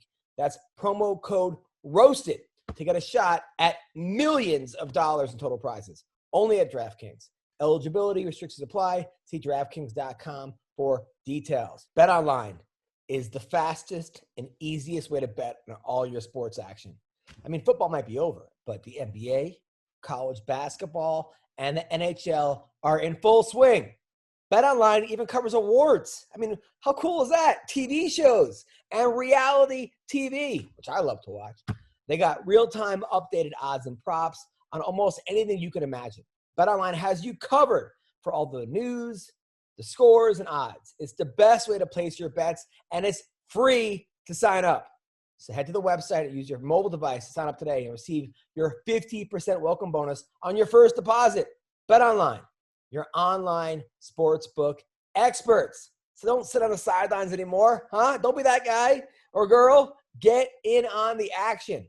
Don't forget to use that promo code CLNS50 to receive a 50% welcome bonus with your first deposit. BetOnline, your online sportsbook experts. So visit our good friends and exclusive partner at betonline_AG. Take advantage of the best bonuses in the business. Sign up for a free account and use the promo code CLNS50 for your sign-up bonus. Use the hashtag BetOnline. Wow. So that's like that. I used to do a bit about that. Like, people always talk about bad parents, and I'm like, but bad parents sometimes make great people. Or serial killers. It's a very slow, you know. I don't know, but like, there's as many losers out there that had amazing parents that helicoptered them and gave them everything that create like just oxygen thieves in our world that we don't need. And then you get someone that comes from an abusive lifestyle. And, you know, the bit I used to do was something about how like, I'm going to be a bad parent, but someday when my kid's backstage at Madison Square Garden and, you know, and he's just played to a full house and he's, you know, a full arena full of people in his band. He's going to call me on the phone. He's like, Dad, thanks for never being there. Like I wouldn't have had I mean, there was a lot more to it about him having like a threesome with a monkfish or something like that. And yeah, the Led Zeppelin reference they had. I think there's a lot of it. It's whether or not you use your bad childhood, or bad parenting as a crutch or an excuse. I mean, how many people are in rehab or this or that, and they're like, oh, well, and you hear their story, you're like, well, of course they're, you know, heroin addicts. Of course they're this, of course they're that. Look at the childhood. And other people are like, you know what, like Jin, I had a fucked up childhood. I'm not going to let that deter me, and I'm going to achieve greatness. So I think if we put things in perspective, I do punch people in the face in a cage for a living. So I don't know if that is true. That's different. Yeah. Come on. First of all, the fact that like we talked about how many female fighters are doing OnlyFans. You know, like Felice Herrig has a foot modeling fetish thing, or she's on Wikipedia, and then Paige Van Zandt. It's an actual thing. Rachel Ostovich, like all these. And to me, I understand, you know, women get paid what you want. To me, it is sad because nobody on the Lakers has an OnlyFans. Nobody on the Dodgers has an OnlyFans. And for what you guys do, having to learn jiu-jitsu, wrestling, judo, striking, kickboxing, which is striking, boxing, Muay Thai, and put it all together. And then lighting for pornography. You're lighting 5. I mean, but you're learning 6 sports. You're not learning 1 sport. You're learning 6. So to me, that's so fucking hard. and then to be kind of underpaid or not paid what you deserve. Man, I'm not gonna say it breaks my heart because it breaks my heart the kids are in cages and fucking on the border. But I would like to see you guys, people not have to do that, because I'm just like, ugh. Well, Jin, maybe you can answer this for me. You've accomplished a lot, but here's my most important thing with people. Are you happy? Yeah. Okay.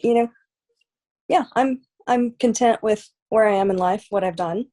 Okay, then that's great, because I think that's the most important factor. I think we so many times qualify people as successful by like how much money they've made or what they've accomplished. But I wish there was a way of calibrating, of like putting a metric on happiness, because I think that should be the number one metric, not how successful is somebody, like how much money have they made, or, what did they accomplish, but exactly like if there was like a 1 to 100 and you're on a scale of like 93 for happiness, then to me, you're successful. And that should be way more important, because I know I've got tons of them, friends and people out there that have made millions and millions of dollars that are suicidal, miserable, lost their family, everything, because whatever it was. And a lot of times, especially in our business, in comedy, the more successful somebody is, usually the more unhappy they are. Yeah, the more alienated you sort of feel, like a disconnect with everyone else. Well, I think it's what drives them. I think that pain is what drives them, and because it's so necessary to get the dopamine drip to get them happy, that they alienate everyone else and they look for all the wrong things and the things that make them happy. It's like a drug. It's like, fame can be like that too, like any kind of drug or alcohol. And so people use it and they become super successful, like just a raging addict. And they use success to do it. Like somebody can be addicted to success. And in the process, you find out that they're just absolutely, like you look at someone like Owen Wilson, the top of his career, slit his wrists. And you're like, wait a minute, you've got everything except for that. Eddie, why are you lecturing us? Talk about MMA. No, I'm Thanks, Debbie Downer. She just gave up. You won her fight last week. I've been thinking about this a lot lately, because I meet so many like successful people, and from podcasting and stuff. And you're incredibly successful, and to me, you've achieved so much. And I wonder, and that's a great thing to say. You're happy and you've achieved all this, and then to go. And I had a shitty childhood, because that's not common. I would say that you might be onto something. Like I could say that I'm kind of feel like I'm addicted to success, because as soon as I accomplish something, it's like, I won my first world title and I'm like, oh, this is awesome. And then the next day I'm like, all right, well, what's next? Like, you know what I mean? It wasn't like I even really enjoyed the moment. It was kind of like, okay, well, so I'm on to the next thing now. I think that's natural, though. I think that part of it, I mean, just like that, you can't be happy without getting to that next victory. I was talking to another girl who, she's a world-class kickboxer, and she was like, I guess there was like a thing she was kind of researching into, and psychologists were talking about how like Olympic athletes, and just like high-level athletes across the board, they all get like super depressed after a win or anything, after competing, just because they have no goals, I guess, to look forward to. And so she was telling me, she's like, whether I win or lose, I always get super depressed, like after my fights, because it just feels like so empty. Like I've been working towards this goal and it's been consuming my life for the last 2 months. And then now all of a sudden it's like, I don't have anything to look forward to, even though, you're not retired. She's like, it's kind of a weird thing. It's a weird psychology, like that goes with success and winning. And so it's like, even when she wins, it's like, she still gets depressed. Yeah. I think that's, he might have, sorry, Adam. No, I think that's as a comic, I could identify with that, because like you think, oh, I'm going to get this show or that show. And then you do it and then it's over. And then then you wait for like, it's not only the show, it's what did I get after the show? Like, what did the show get me? Like you like do the Tonight Show, or you do a special on Fight Pass. Oh, great. But did that get me 5 more specials? And if it doesn't, then you feel like you didn't achieve anything, or it was a failure, So it's sort of like, that sounds like addict behavior to me.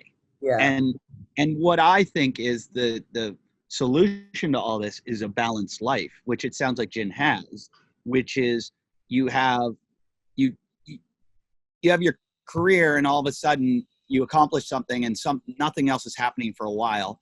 Well, you have your family to fall back on. You have your hobbies to fall back on. You have your other career, your other things, and you can focus on those things to fill your time and fill your mind space, rather than this like, I'm not doing enough. I'm not succeeding. I need to succeed again.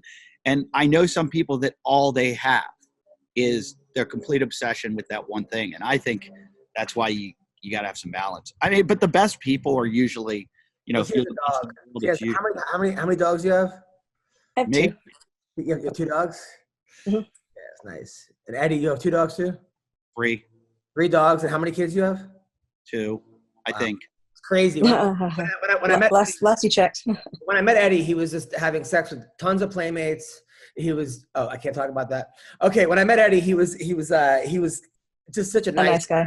Yeah, and now he's like, I don't know, it's just crazy. Anyway, Jin, I took up so much of your time. I can't thank you enough for doing the show. Keep her on.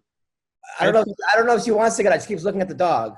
But I can't thank you enough. Who do you want to fight next? I don't know. We, I kind of just like, since the fight, just kind of relaxed, actually just kind of been catching up on like all the shit that piles up at the end of fight camp that I just don't have the energy or like mental energy to deal with. So the last 2 weeks I've just been playing catch up on messages and work and like all kinds of shit. So I really haven't had a chance to like sit down and meet with my coaches yet and discuss it. I know my husband has a couple of ideas that he wants to pitch to me and Safe, and maybe we'll start, discussing that. I don't know. It doesn't matter because I don't ever do call outs. So he says to you, these 3 people you could fight, and you kind of choose it? Yeah, but it doesn't matter because I don't ever call anybody out. So, Jid, let me ask you a question. I have 0 fighting skills. I like, other than when I was a kid, I would fight all the time and just get, with just no skill whatsoever. Hey, you know what? That doesn't mean anything because I never fought until I got like my first cage fight was like the first time I ever hit somebody. But you had skill, you had training, and that makes up for a lot of it. What I'm saying is I have 0 training. Okay. How fast would you beat me up if I tried to fight you? I mean, I guess it depends on how much I liked you. Okay. Like, you want to destroy me. How fast am I going to go down? Could you do it in like 10 seconds? What would you do? Yeah. Would you go for a heel hook? Or would you, he's like, I mean, if I didn't like him and I wanted to destroy him, I'd probably just kick him in the nuts. Cause there aren't any rules. All right. He's 210, 215. No. We're in the ring. You're not allowed to kick me in the nuts, right? Well, you always get one. Do you? No, you don't. But yeah, okay, but that's a good question though. All right, so Jin, he's like 210, 215. He's an athlete. He college track star before he got kicked out of college for embezzling money. So he's about 210 and 215.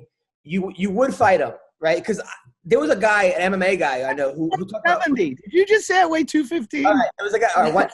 I was like, wow, he looks really thin on camera. He does do CrossFit. He's got a 6-pack. He does CrossFit. He surfs. What would you do? I'm old though. Like, I want to know. I mean, would you kick him?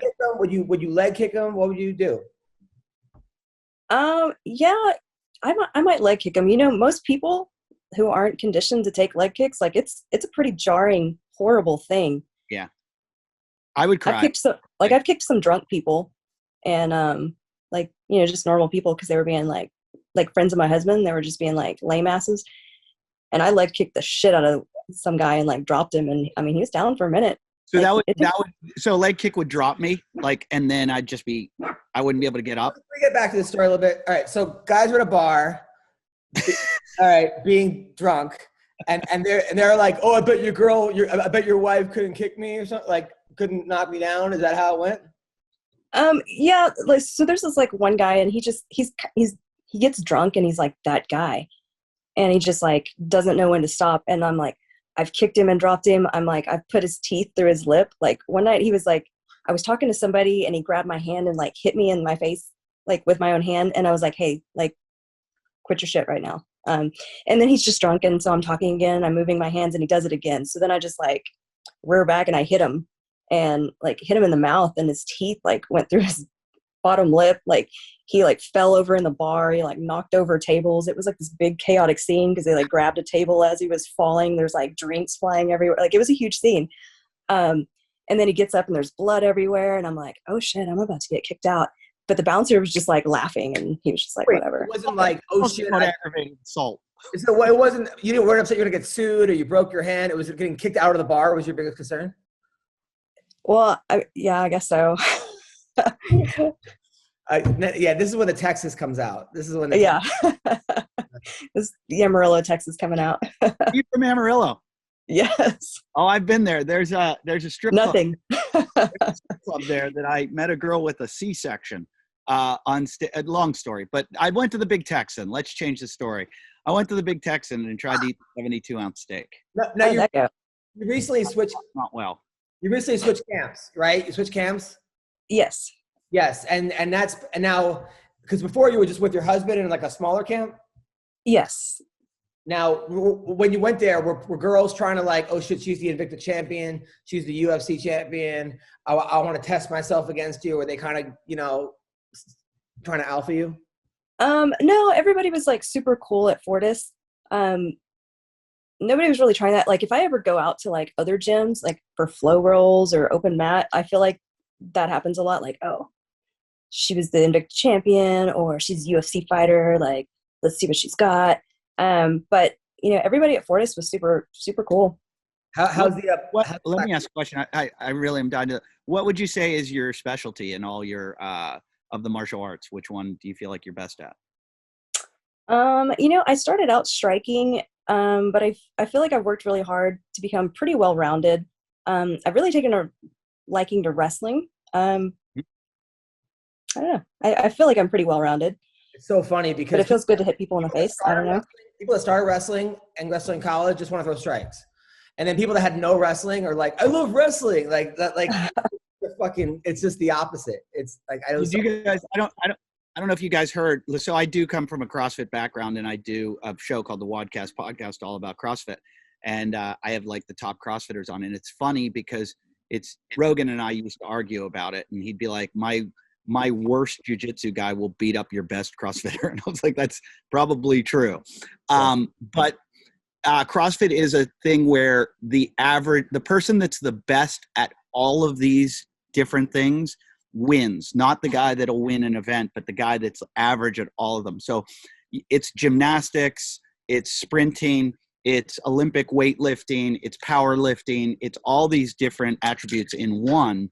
And so you could be the best at Olympic weightlifting, but if you don't know gymnastics, you're getting your ass kicked. And so the person that trains their weakness is usually the best. Anybody that focuses on weaknesses, and the number one guy in the world, Matt Fraser, was like that. He was an Olympic lifting guy, like on the Olympic training to be an Olympic weightlifter, but like really, really worked on his cardio and his running and became a good runner. And it sounds like you're kind of like that when you answered that question, and you're like, I'm good at like the fact that you work on everything, and it's not just like, oh, I just do this all the time, or I'm so good at, probably is why you're so good. It's you have to, like, the next generation of fighter is so crazy. It's like these kids, I got a late start. I didn't start doing martial arts until I was like 23, but this next generation that's coming up, these kids are starting, boxing and wrestling and whatever. And they're like 5 and 6 years old, and they're able to blend everything so seamlessly. And so it's like, you have to adapt to be able to compete. Like my last 3 fights, I've been at least a decade older than all these girls. And I'm like, dear God, like these young kids have so much energy, but I just got to get a hold of them, because I got old lady strength. You do. Well, no, you're jacked. Like, I don't think you must have like, what, 5% body fat, 4%. It gets pretty low by the end of camp. I mean, I don't see, there's like, you could see like what you ate. Like it goes through, you're like, holy, you're one of like, you and Sarah McMahon probably have the most, I would say, jacked CrossFit type bodies where you're just like, it's. What weight do you fight at? 115 now. And I just, like last year I came up, and before that I was fighting at 105 pounds. See, it's funny. The top CrossFitter, like you take someone like Matt Fraser, will not have a low body fat content because it's an endurance activity. And in order for him to kind of take that beating that he does, because it's just you're beating up on yourself. You're not beating up on another person. It helps to have some body fat there too, because if you're just, and I wonder that sometimes about you guys, like wrestlers and fighters, about like going to make weight so much that, are you making it harder on yourself? Eddie, it depends. I mean, I think it's just the person, because you'll see fighters that look like a Kelvin Gastelum will have like an extra. You're like, man, this guy can be 20 pounds lighter and he never gets tired. And then you'll see someone like Jin who never gets tired. But then Right. Somebody who has Jin's body type who gets tired in one round. Right. And somebody with Kelvin's body type is one round. I just think it's like how you eat, but also how you've been training your entire life. And some people I just think are born with better cardio. I hate to say that. Well, let me, this is coming from like a nutrition background. Like I nerd out on nutrition and stuff.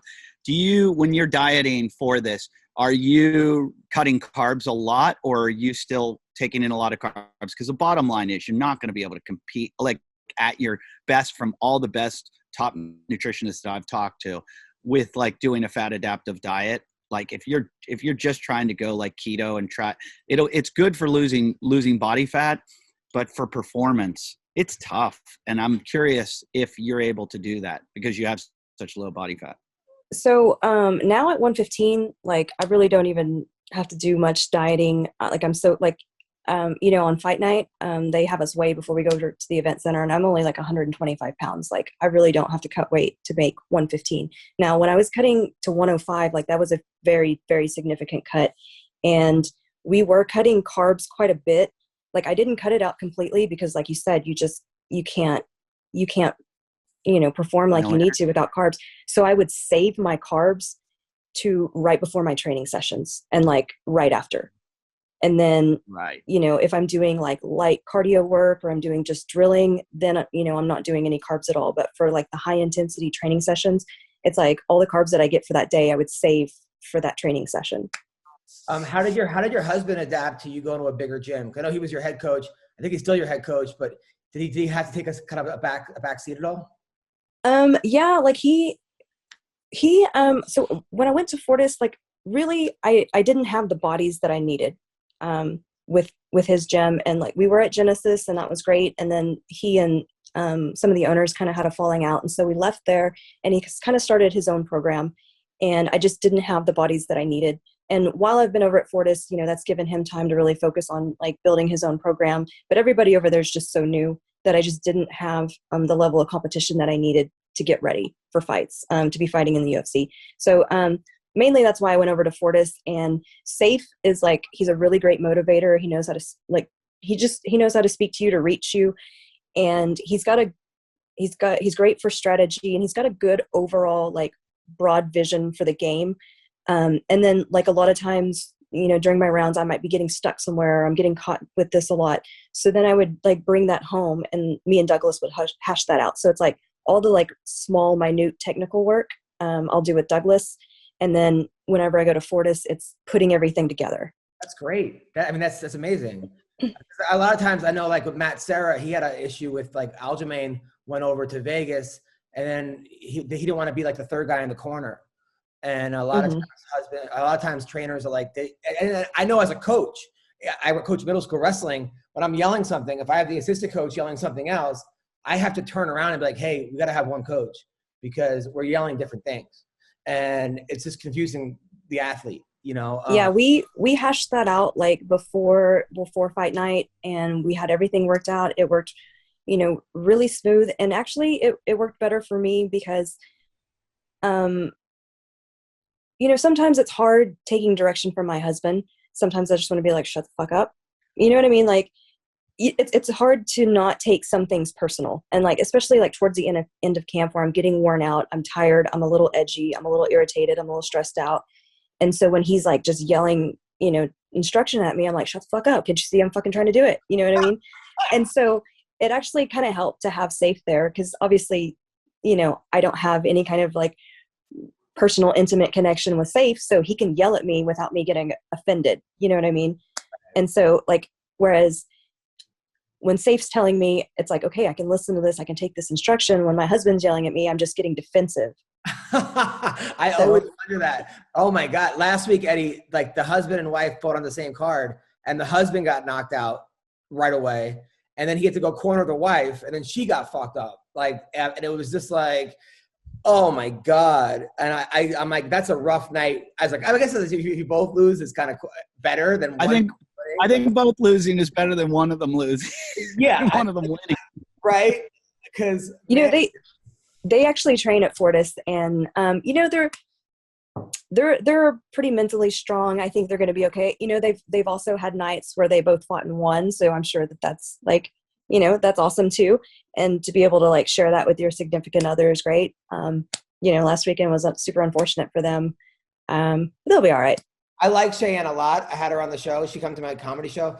She's awesome. She like, Eddie, this girl like got kicked out of school for beating up 6 bullies at the same time. Like she's just like a little fucking fire plug. I know her. You got to help with that head and arm. That girl's a good wrestler, and I understand, but you got to Can I tell a story right now? I got to tell a little story. I got beat up by I got beat up by a girl in high school. Eddie, hold on. MMA's talk for a second. Jin, am I right? Is about helping her with the head and arm? Yeah, I just, you know, I think maybe, to be honest, like when I see people do that head and arm, especially in women's MMA, I'm like, oh, it's that head and arm. You know what I mean? But, you know, not being in her shoes, not knowing exactly how it felt and what the pressure felt like I was a little surprised that she struggled with it so much. But, you know, my husband told me that he went back and watched some film on Montserrat, and I guess she does that all the time. And so, you know, she's probably become like a specialist with that one move to where she's able to, you know, she's so heavy with it. She's so tight with it. She's able to have success with it. Cause honestly, when I see people do that in MMA fights, I'm like, oh, like, you know, I kind of roll my eyes like, oh my God, there's the head and arm throw, or there's the headlock throw. So, you know, I'm sure that, you know, maybe Cheyenne just kind of underestimated like how tight that position is, like how difficult it is. Mexican champion. If you're a 4-time national champion in a wrestling, you got a good head and arm. You have good pressure. Yeah. So Eddie, what were you saying? Sorry. Well, I didn't know what a head and arm was. I was like, is that like the equivalent of like doing a Schwarzenegger impression in comedy? Is it like, yes. Is it like tacky? Okay. It's basically, you put a buddy in a schoolyard headlock and just throw them on the ground, right? That's essentially what you're doing. And it's like, you don't teach kids that because they'll do it every single time. But for some reason, like in the beginning, women's MMA wasn't as evolved as men's MMA. So you saw a lot more of that. Okay. But I'm not going to lie to you. That's my go-to move in fighting. So yeah, it's definitely a schoolyard move sometimes. That's all I have. That's all I have. That, and I tell them that I'm going to roll in the fetal position and pee all over myself. No, didn't you also do the waka waka, with your penis where you flip back and forth? He said I've done so many things to get out of fights. I ripped my shirt. I told the story on Rogan once about how I ripped my shirt off in a parking lot and told somebody I was a pro MMA fighter, 2 guys that were jumping me. And I'm like, I'm going to break your jaw.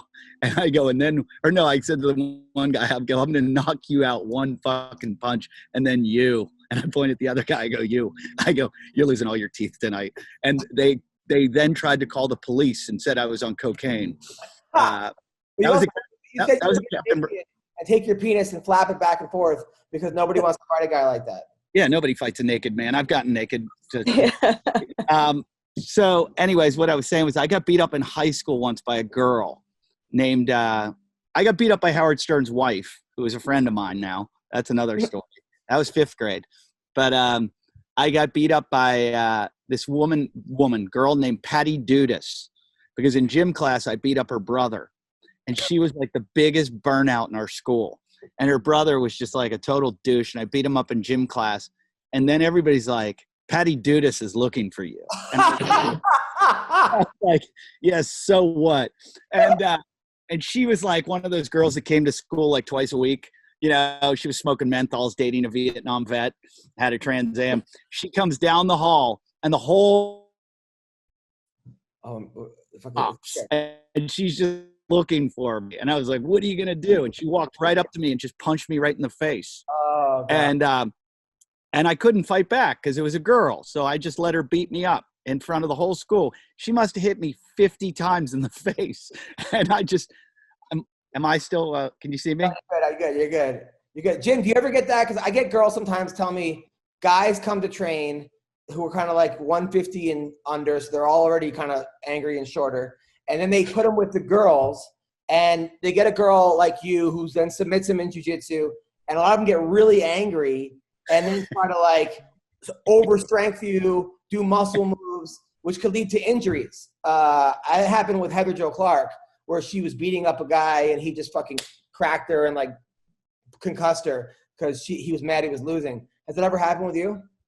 Yeah, the older I get, like when I was younger, it used to be like a pride thing. Like I'm never turning anybody down, like whatever. Like the older I get, I'm like, if I don't know you and I don't trust you, I'm like, nah, I'll miss this one out or whatever. Because I've definitely had those rounds, and I get like, I'm a pretty even kill person, but I have a bit of a temper when I start to fight. And when I get cracked good, then I'm like, all right, we're fucking throwing down.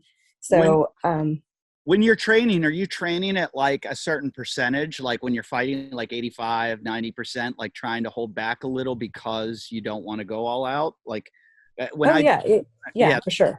Yeah. So that's how it was when I ran track. And, like even like college level, you're never, ever in practice going over like 85, 90, because you don't want a full sprint because you're going to tear a hamstring or something like that. And it was the same way with going for like training with people. I'd go, okay, we might do like 8 100s, or say we're going to do like 6 400s or whatever we're going to do at a workout. We set the percentage, and then you get some dick that pushes it, and you're like, and then it becomes an ego thing and you start pushing it. And then the next thing you know, you're injured. Mm-hmm. And there always has to be this, like, we're not trying to win these are training runs. Yeah, and wrestling, you always go 100%. But you're not breaking people's arms. The problem with jiu-jitsu is like you're just getting taken down. You can get hurt, but it's not like jiu-jitsu where like somebody's torquing on your leg going for an ankle lock and the other guy doesn't tap quick enough, and next thing you know, you got an ACL injury or your knee's fucked up. It's a whole different sport. Like I give you a lot of credit, but I'm telling you, Fortis is becoming the big one. It's becoming. Yeah, there's a lot of talent out on that mat. How's Lauren doing, Murphy? I don't know. She doesn't train there. She left? I don't think she was ever there. She's in Houston. Oh, I thought she was like Main Street Boxing, maybe like Bob Perez. All right. I mean, I think she's good according to her Instagram. All right. So this. All right. So tomorrow night, another fight before we. 2 other fights before we. So Tyron Woodley versus Vicente Luque. Who wins this fight? I didn't even know that fight was going down. Oh gosh, I like Vicente Luque a lot. I like how he fights. I'm like, is Tyron Woodley done though? I don't know. I'm going with Vicente Luque. I like him. I hope Tyron wins. I do. He needs to win. All right, and finally, O'Malley versus Almeida. So basically, Sean O'Malley, Eddie, is this kid that has like crazy hair, like rainbow hair. He looks like I used to call him Screech. He looks like Screech from Saved by the Bell with an afro, but he had like McGregor tattoos, and he does crazy kicks like triple Linden, just the craziest shit you've ever seen. And he's a big like Twitch guy, and he smokes all kinds of weed, and Snoop Dogg liked him. And all of a sudden he was getting all kinds of heat, but everybody hated him because he was surpassing everybody because of his whole like there was nothing like him out there. Well, he lost. I'm rooting for the black guy. Well, he lost his. There was no black guy in this fight. He lost his last fight because he didn't. He doesn't believe in checking leg kicks. He's just one of those guys. I don't understand it, but they just want to just hop in and out. So he's sort of like his leg got completely fucked up, but sort of accidental. I mean, anyway. So he's making his comeback. He's fighting Almeida, who was the man. This dude was the man, and then he's lost 2 out of 3 fights. Jin, who wins this fight? I think I'm going with O'Malley. Me too. I'm buying into the hype. I'm buying into the crazy hair. I'm still going with the black guy. Well, I guess Brazilian is because that's closer. And then the Jessica Penne. Tyron Woodley, thanks you. yeah, go with Woodley. Well, listen, Jin, where can people follow you? Instagram. I'm really only active on Instagram. So. Do you have a name on it? Or do you have to go on Instagram? Oh, Jinh Yu Frey. Jinh Yu Frey on Instagram. Thank you so much. Can't wait for your next. Thanks for having me. Thanks for answering my dumb questions. Oh, you're welcome. I appreciate it. Have a great weekend. You too. Bye. All right, that was Jinh Yu Frey. She's awesome. She's very nice. Always funny when these fighters, I never expect them to be like they are, and every time they always, you just expect them to be like somebody who likes fighting. I think it's gonna be like Ronnie from Jersey Shore or something. Yes, and never like. That's one. Well, that's the thing. It's like in order to get to that level, like a guy like Ronnie from Jersey Shore, maybe one or two will break through, but most of them get to a level where like they get like a pro or two fight, they lose, they realize this. It's almost like I wouldn't say comedy is a good example but you have to be so fucking disciplined and so smart, and you really have to kind of have your life together. Yeah. To a certain extent, because you have to show up every day to train twice. That's getting to be every sport and everything, because in life everybody has access. You can't just rely on talent anymore. There's so much more to it, and so I think the bar and progression has been raised in everything. That's why I like something like sprinting, because that comes down to like, you can get faster and you can work at it and but not much. Like, like a guy that runs a really fast kid's going to come out of high school and run a 10,800, 10,7, maybe 10,6. And then if they become an Olympian and become the best, they're going to run like 10, or they're going to run like 9,9. And so over that time, it's like, you see it, there's not much more than the track coach can do that much with them. And there's not much like studying or extracurricular shit or it's just pure raw speed. And I love it. I love to watch the 100, even better, the 55-meter dash. Well, I just love that, like, like in our business, I'm not to be like the bitter guy, but there's been a couple showcases that I've had where I was clearly had the best set of the night, to the point where people that were there told the booker, you got to pick Adam. And all of a sudden I didn't get picked because the management company that was producing the TV show picked the guy they were managing. And then by the time it gets on TV, no one gives a fuck. No one knows what happened. Right. Whereas fighting and sprinting, and the actual art form of being on stage, you'll get the most laughs. The crowd will like you the most. Sprinting, it doesn't matter if your cousin's the mayor. Okay. Yeah. If you come in first place, you come in first place. They don't need, not to shit on diversity, but they're not going to pick we have to pick a gay, whatever. We have to pick one guy. The Olympic team isn't made up of diversity. You have that funny joke. I've always told people that joke about, if we're going to have affirmative action, the Lakers should have 3 white guys, something like that. Right.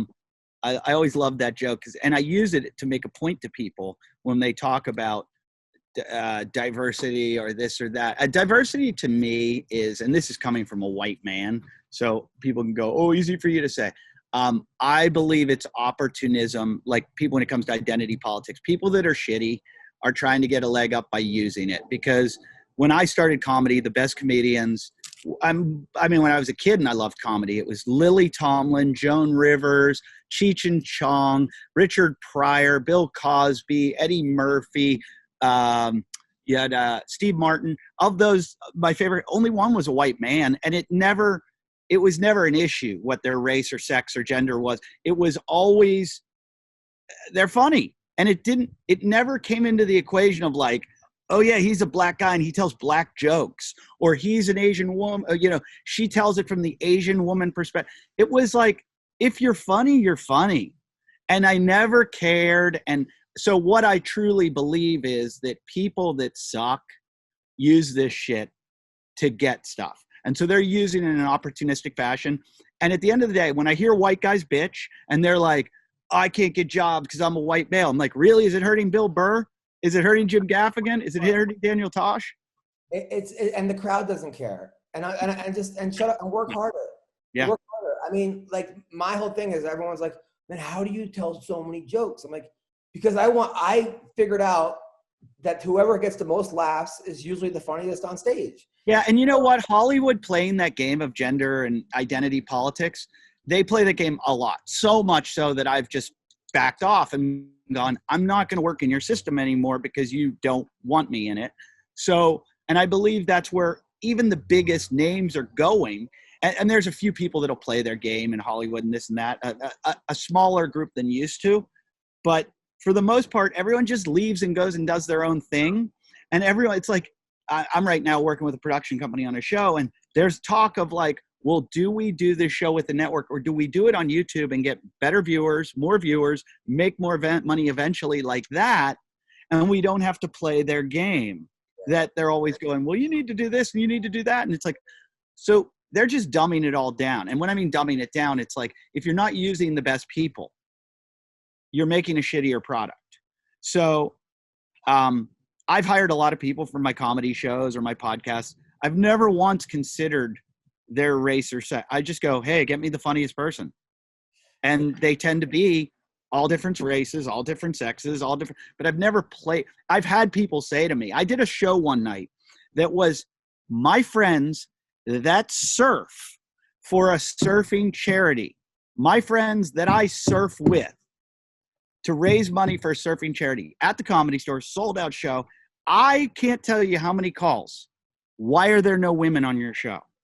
And I said, because these are my friends that I surf with that do comedy, that are good at comedy too. So that I was like, they go, there are girls that surf. And I go, are they good at comedy? And they go, why does that matter? I go, because, and I'd be like, okay. They'd go, she's good at comedy. I go, is she my friend?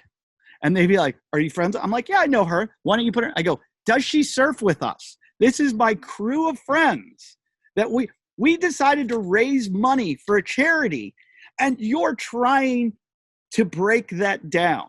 Yeah, like it's gotten ridiculous. And I heard Burr say it, and it was really funny. She's like, just ignore it. Just fucking ignore everyone when they try to just go shut up and don't listen to them and to go do your thing. That's what I've been doing. Honestly, like I stopped caring about like, even with my podcast, everyone's like, dude, I love this show. Why isn't it bigger? I'm like, bro, I don't know, man. Like, if you like the show, watch it. If you don't, watch it. I'm putting it out there. Have you ever said that to bands? Have you ever said to a band that you like their music? Why aren't you bigger? Just enjoy their fucking music. Like, you know what I mean? Like, I don't care. Like, I don't. It's like, what do you want from me? I'm putting out a show. If you want to watch it, tell your friends about it. Help make it bigger. Like, what the fuck? I have a kid. I just bought a new house. I have a house. I have a kid. I have a family. Don't ever worry about that. There's a band I like called Old Man Markley, and probably no one out there has heard of them. And I love Old Man Markley. In fact, I don't even think they're together anymore. But if Old Man Markley became big and were playing Saturday Night Live and they were getting a Grammy and blah, blah, blah, I probably wouldn't like them anymore. So the truth is, I like where I am. I like what I do. I like that nobody has any say in what I do. Exactly. And it's nice. 100%. By the way, so I a couple things I want to talk about. All right, so I'm in Arizona this week doing the House of Comedy. I love this. Oh, yeah, the best. Love this club. I've had like nine comics that I've never talked to ever hit me up going, can I do a guest spot? And I'm just like, it's one thing if like you've done something for me in my life, or if I've ever talked to you before, or like if we've ever had, but I'm like, and I'm always like, I don't book it, the club does, right? It's like I kind of push it on the club because I know that like, but that's annoying. You know, I don't do that. Okay. Hold on. I'm going to have you think about it in a different way. Remember when you were starting and how desperate you were for stage time? I never remember headliner spot shows. I hit up the club. Right. Yeah, that's probably true. I would have probably murdered someone for stage time. That's how like badly I wanted to be on stage, and I would try anything. And I didn't know that you could actually ask a headliner. I used to work with Attell a little bit, and I used to watch Attell let anybody jump on his show. I let anybody on my show as long as they're nice and polite and do their time. If they go over, then I will go, you're a piece of shit.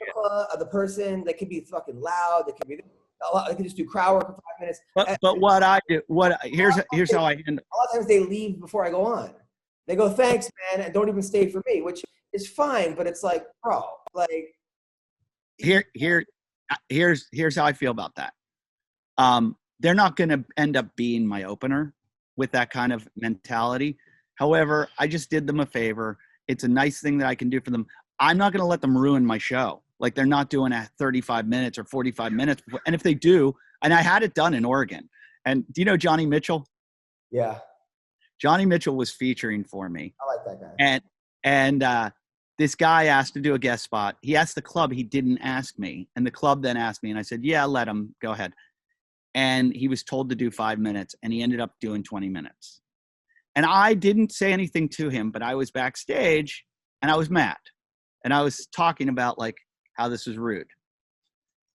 Johnny Mitchell goes up to him and goes, you fucking piece of shit.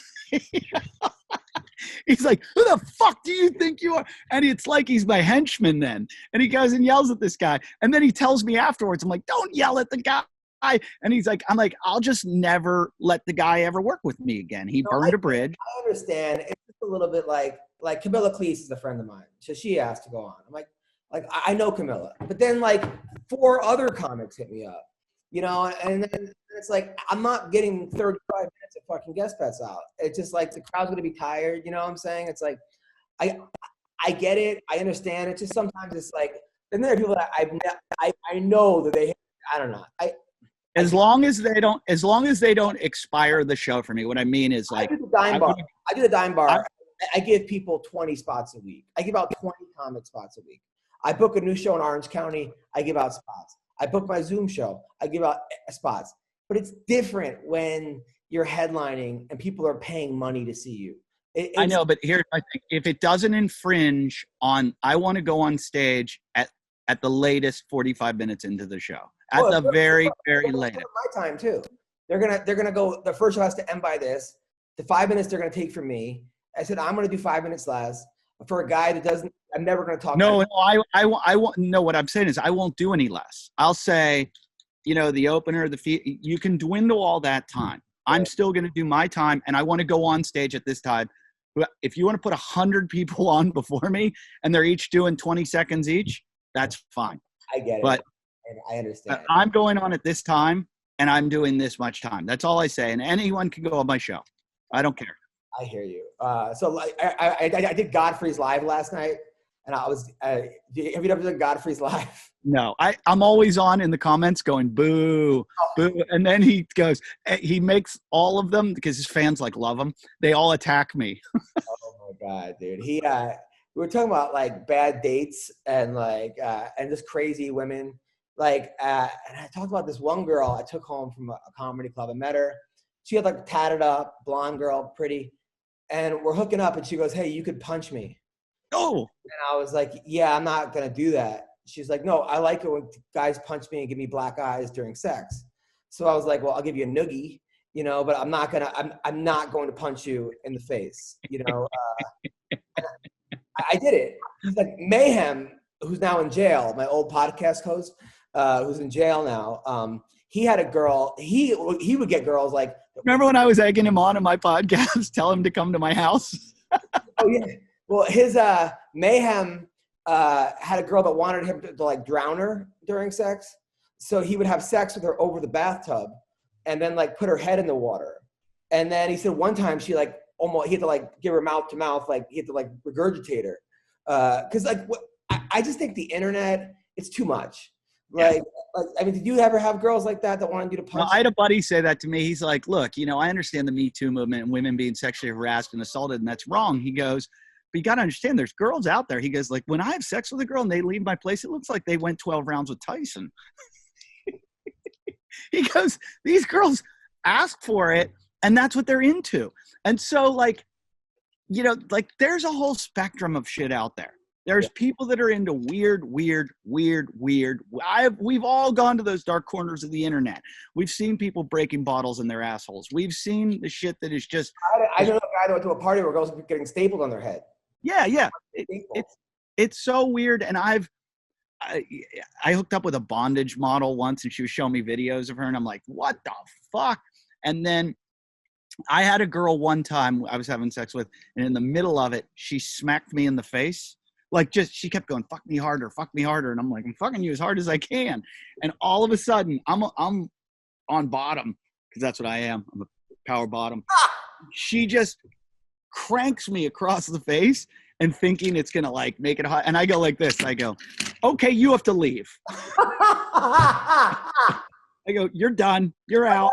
And I, like, took her off. I took her off, and I went, time to go home. Get your stuff. You're out of here. And she's like, I'm so sorry. I'm like, no. That's like weird. And I'm not gonna. And so she broke down crying, telling me about her past and her, the sexual abuse that she had and that blah, blah, blah. And that then the next thing I know, I become her counselor, and the girls, like, we didn't have sex anymore, but she would call me and tell me about how she became a prostitute and all this stuff. And I was just like, oh, it was crazy. So dude, this is the craziest story. I counseled this girl into, like, she wouldn't talk to her therapist and tell him about how she was like a Craigslist prostitute. And then she ended up meeting this guy. She fell in love with him. She wanted to marry him, but she was afraid to tell him about her past and blah, blah. And I, like, talked her into doing it. And, like, didn't hear from her for like 2 years. And then she calls me. She goes, I'm pregnant. We're married. He knows everything. We're so in love. I have you to thank. And I was like, oh my God. Like, it just a really happy ending. Good. It was a really, really happy ending, but I still am pissed off that she cranked me in the face. Of course. Did you, that's hilarious though. That's, and she squirted all over my bed and ruined my mattress. Squirted on your bed? Yeah. Ruined my mattress. Ruined it. I've never had a squirter in my life. Although one of the worst things was, like, my ex, I went down on her and something tasted funny. And I was like, she bled. I go, do you have a yeast infection? She goes, do I? What am I, a fucking taste tester? Like, why would I be the guy who knows, like, that's, like, how would I know that? Like, I had Bonnie Rotten on my podcast a lot.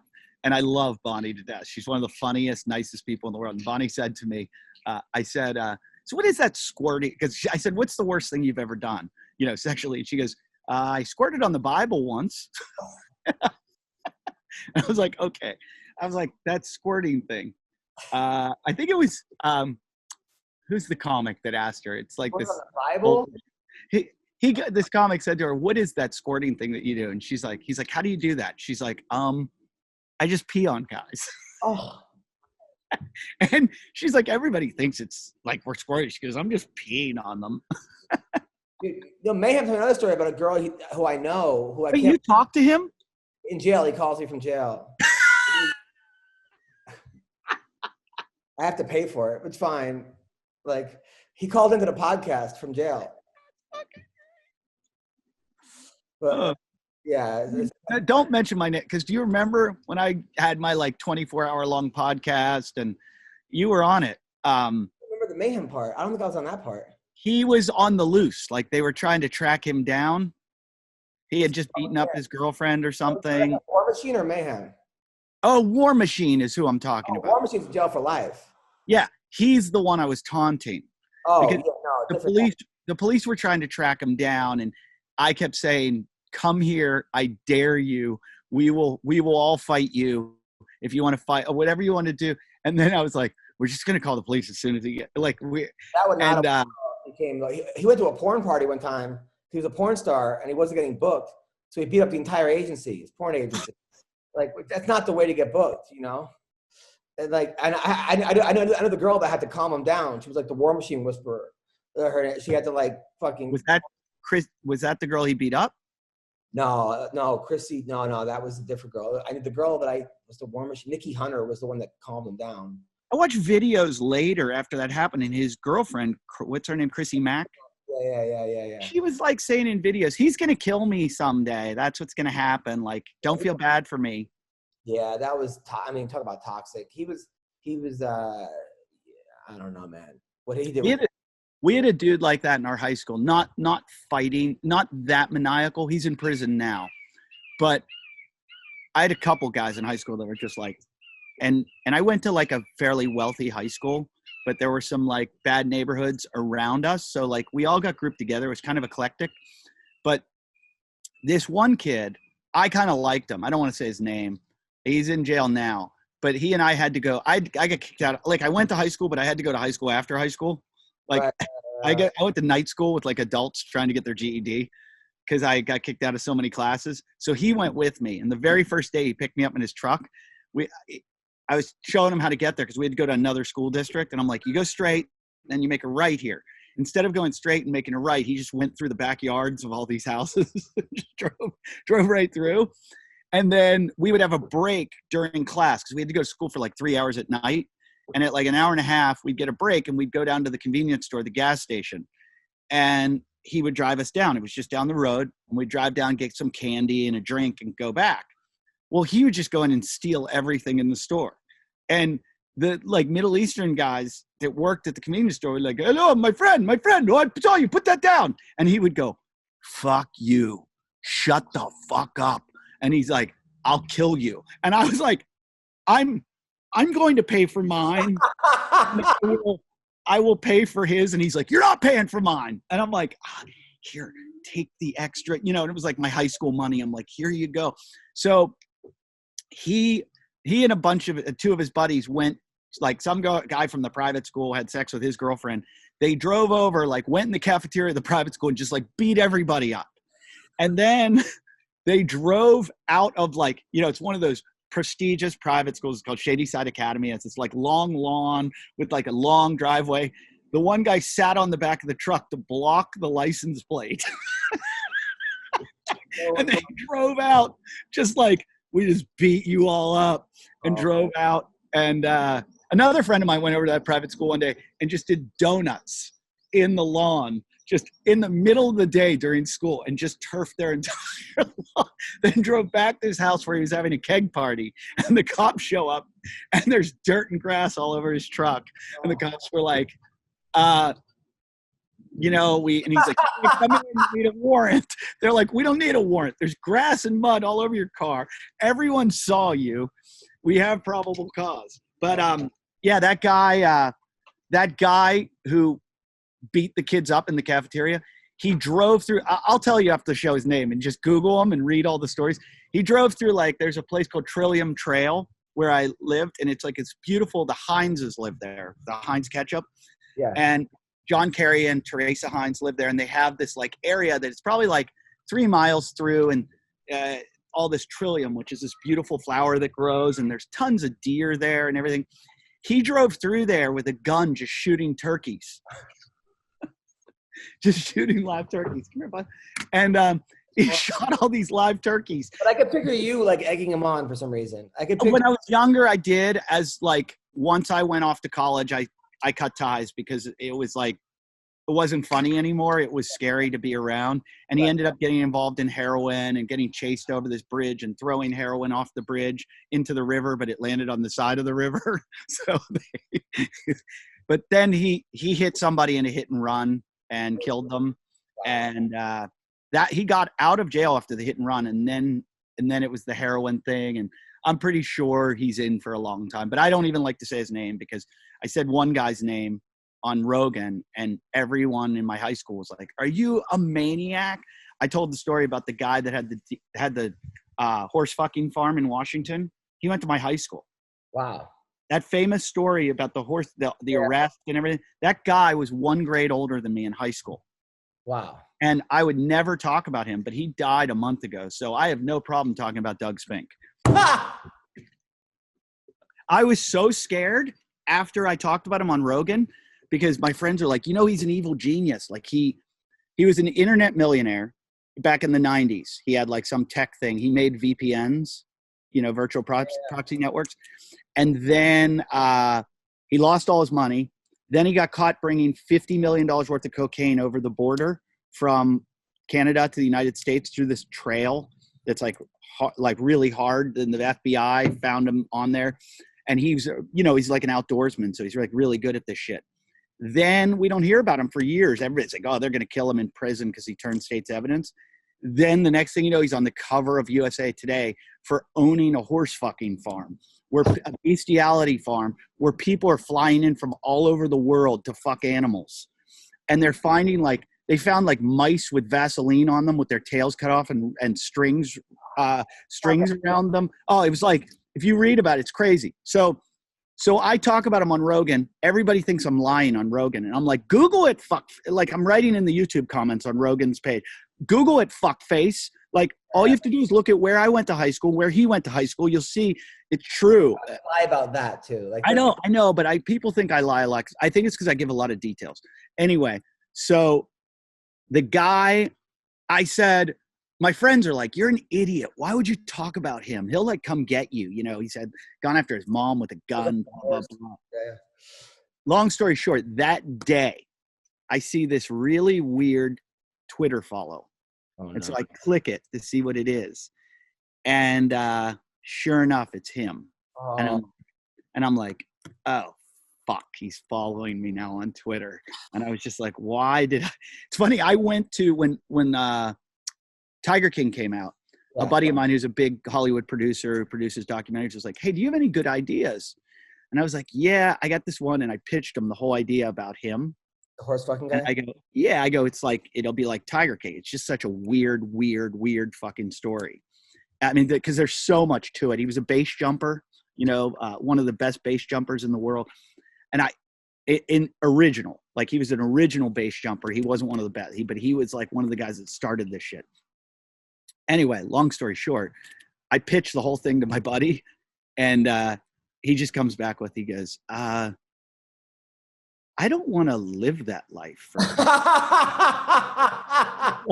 He's like, it takes a couple of years to make a documentary. He's like, I don't want to bring that into my world. And I was like, he goes, I could see that selling and being popular and being a hit on Netflix or something. He goes, but I don't want to make that. And I was like, he's like, do you? And I was like, no, I don't either. I don't I don't want to go down that wormhole either. Yeah, it's some money, but I don't know. It's going to be, it's not going to, I'm not going to be able to sleep at night. Yeah. And the other thing is I didn't want to get anywhere near him. Right. I never wanted to talk to him ever. So, and now that he's dead. So your special came out. Special comes out on the 30th. It's out right now on Pandora for some reason. I don't understand. Okay. But you can listen to it on Pandora. It's a Pandora exclusive. It's called Sweet Home Alabama. And it's just because this is where I live. I don't know. Have you ever been up here? No. I live up in 200 yards that way is Will Smith. Wow. But right next to me is a guy that operated on his own testicles. You never know what you're going to get up here. There's celebrities, rock stars, and then there's guys that make meth. And it's not Malibu. I call it Malabama. Okay, so now is it mostly jokes? Is it mostly stories? What? It's jokes and stories. Most of all my stuff comes from real life. And there's one story I tell about my as a comic, we have to embellish a bit. Right, of course. There's one story I tell about my father-in-law taking a shit in a neighbor's lawn. And I tell the story about it happening in my neighborhood when he actually did it in his own neighborhood. Well, I don't think that's the most important detail of the story. No, but I'm very worried about him hearing the special. And I'm also worried my neighbor right there. Yeah. So she's been asking me when she can hear my comedy. And I was like, oh yeah, I got the special coming out on the 30th. And then I realized I do this bit where I talk about Nextdoor, the app. And I go, it's fine. I go, when you fight with people on Facebook, you never see them. I go, but when you fight on Nextdoor, you're getting your mail the next door and you're like, well, hello, Louise. Right.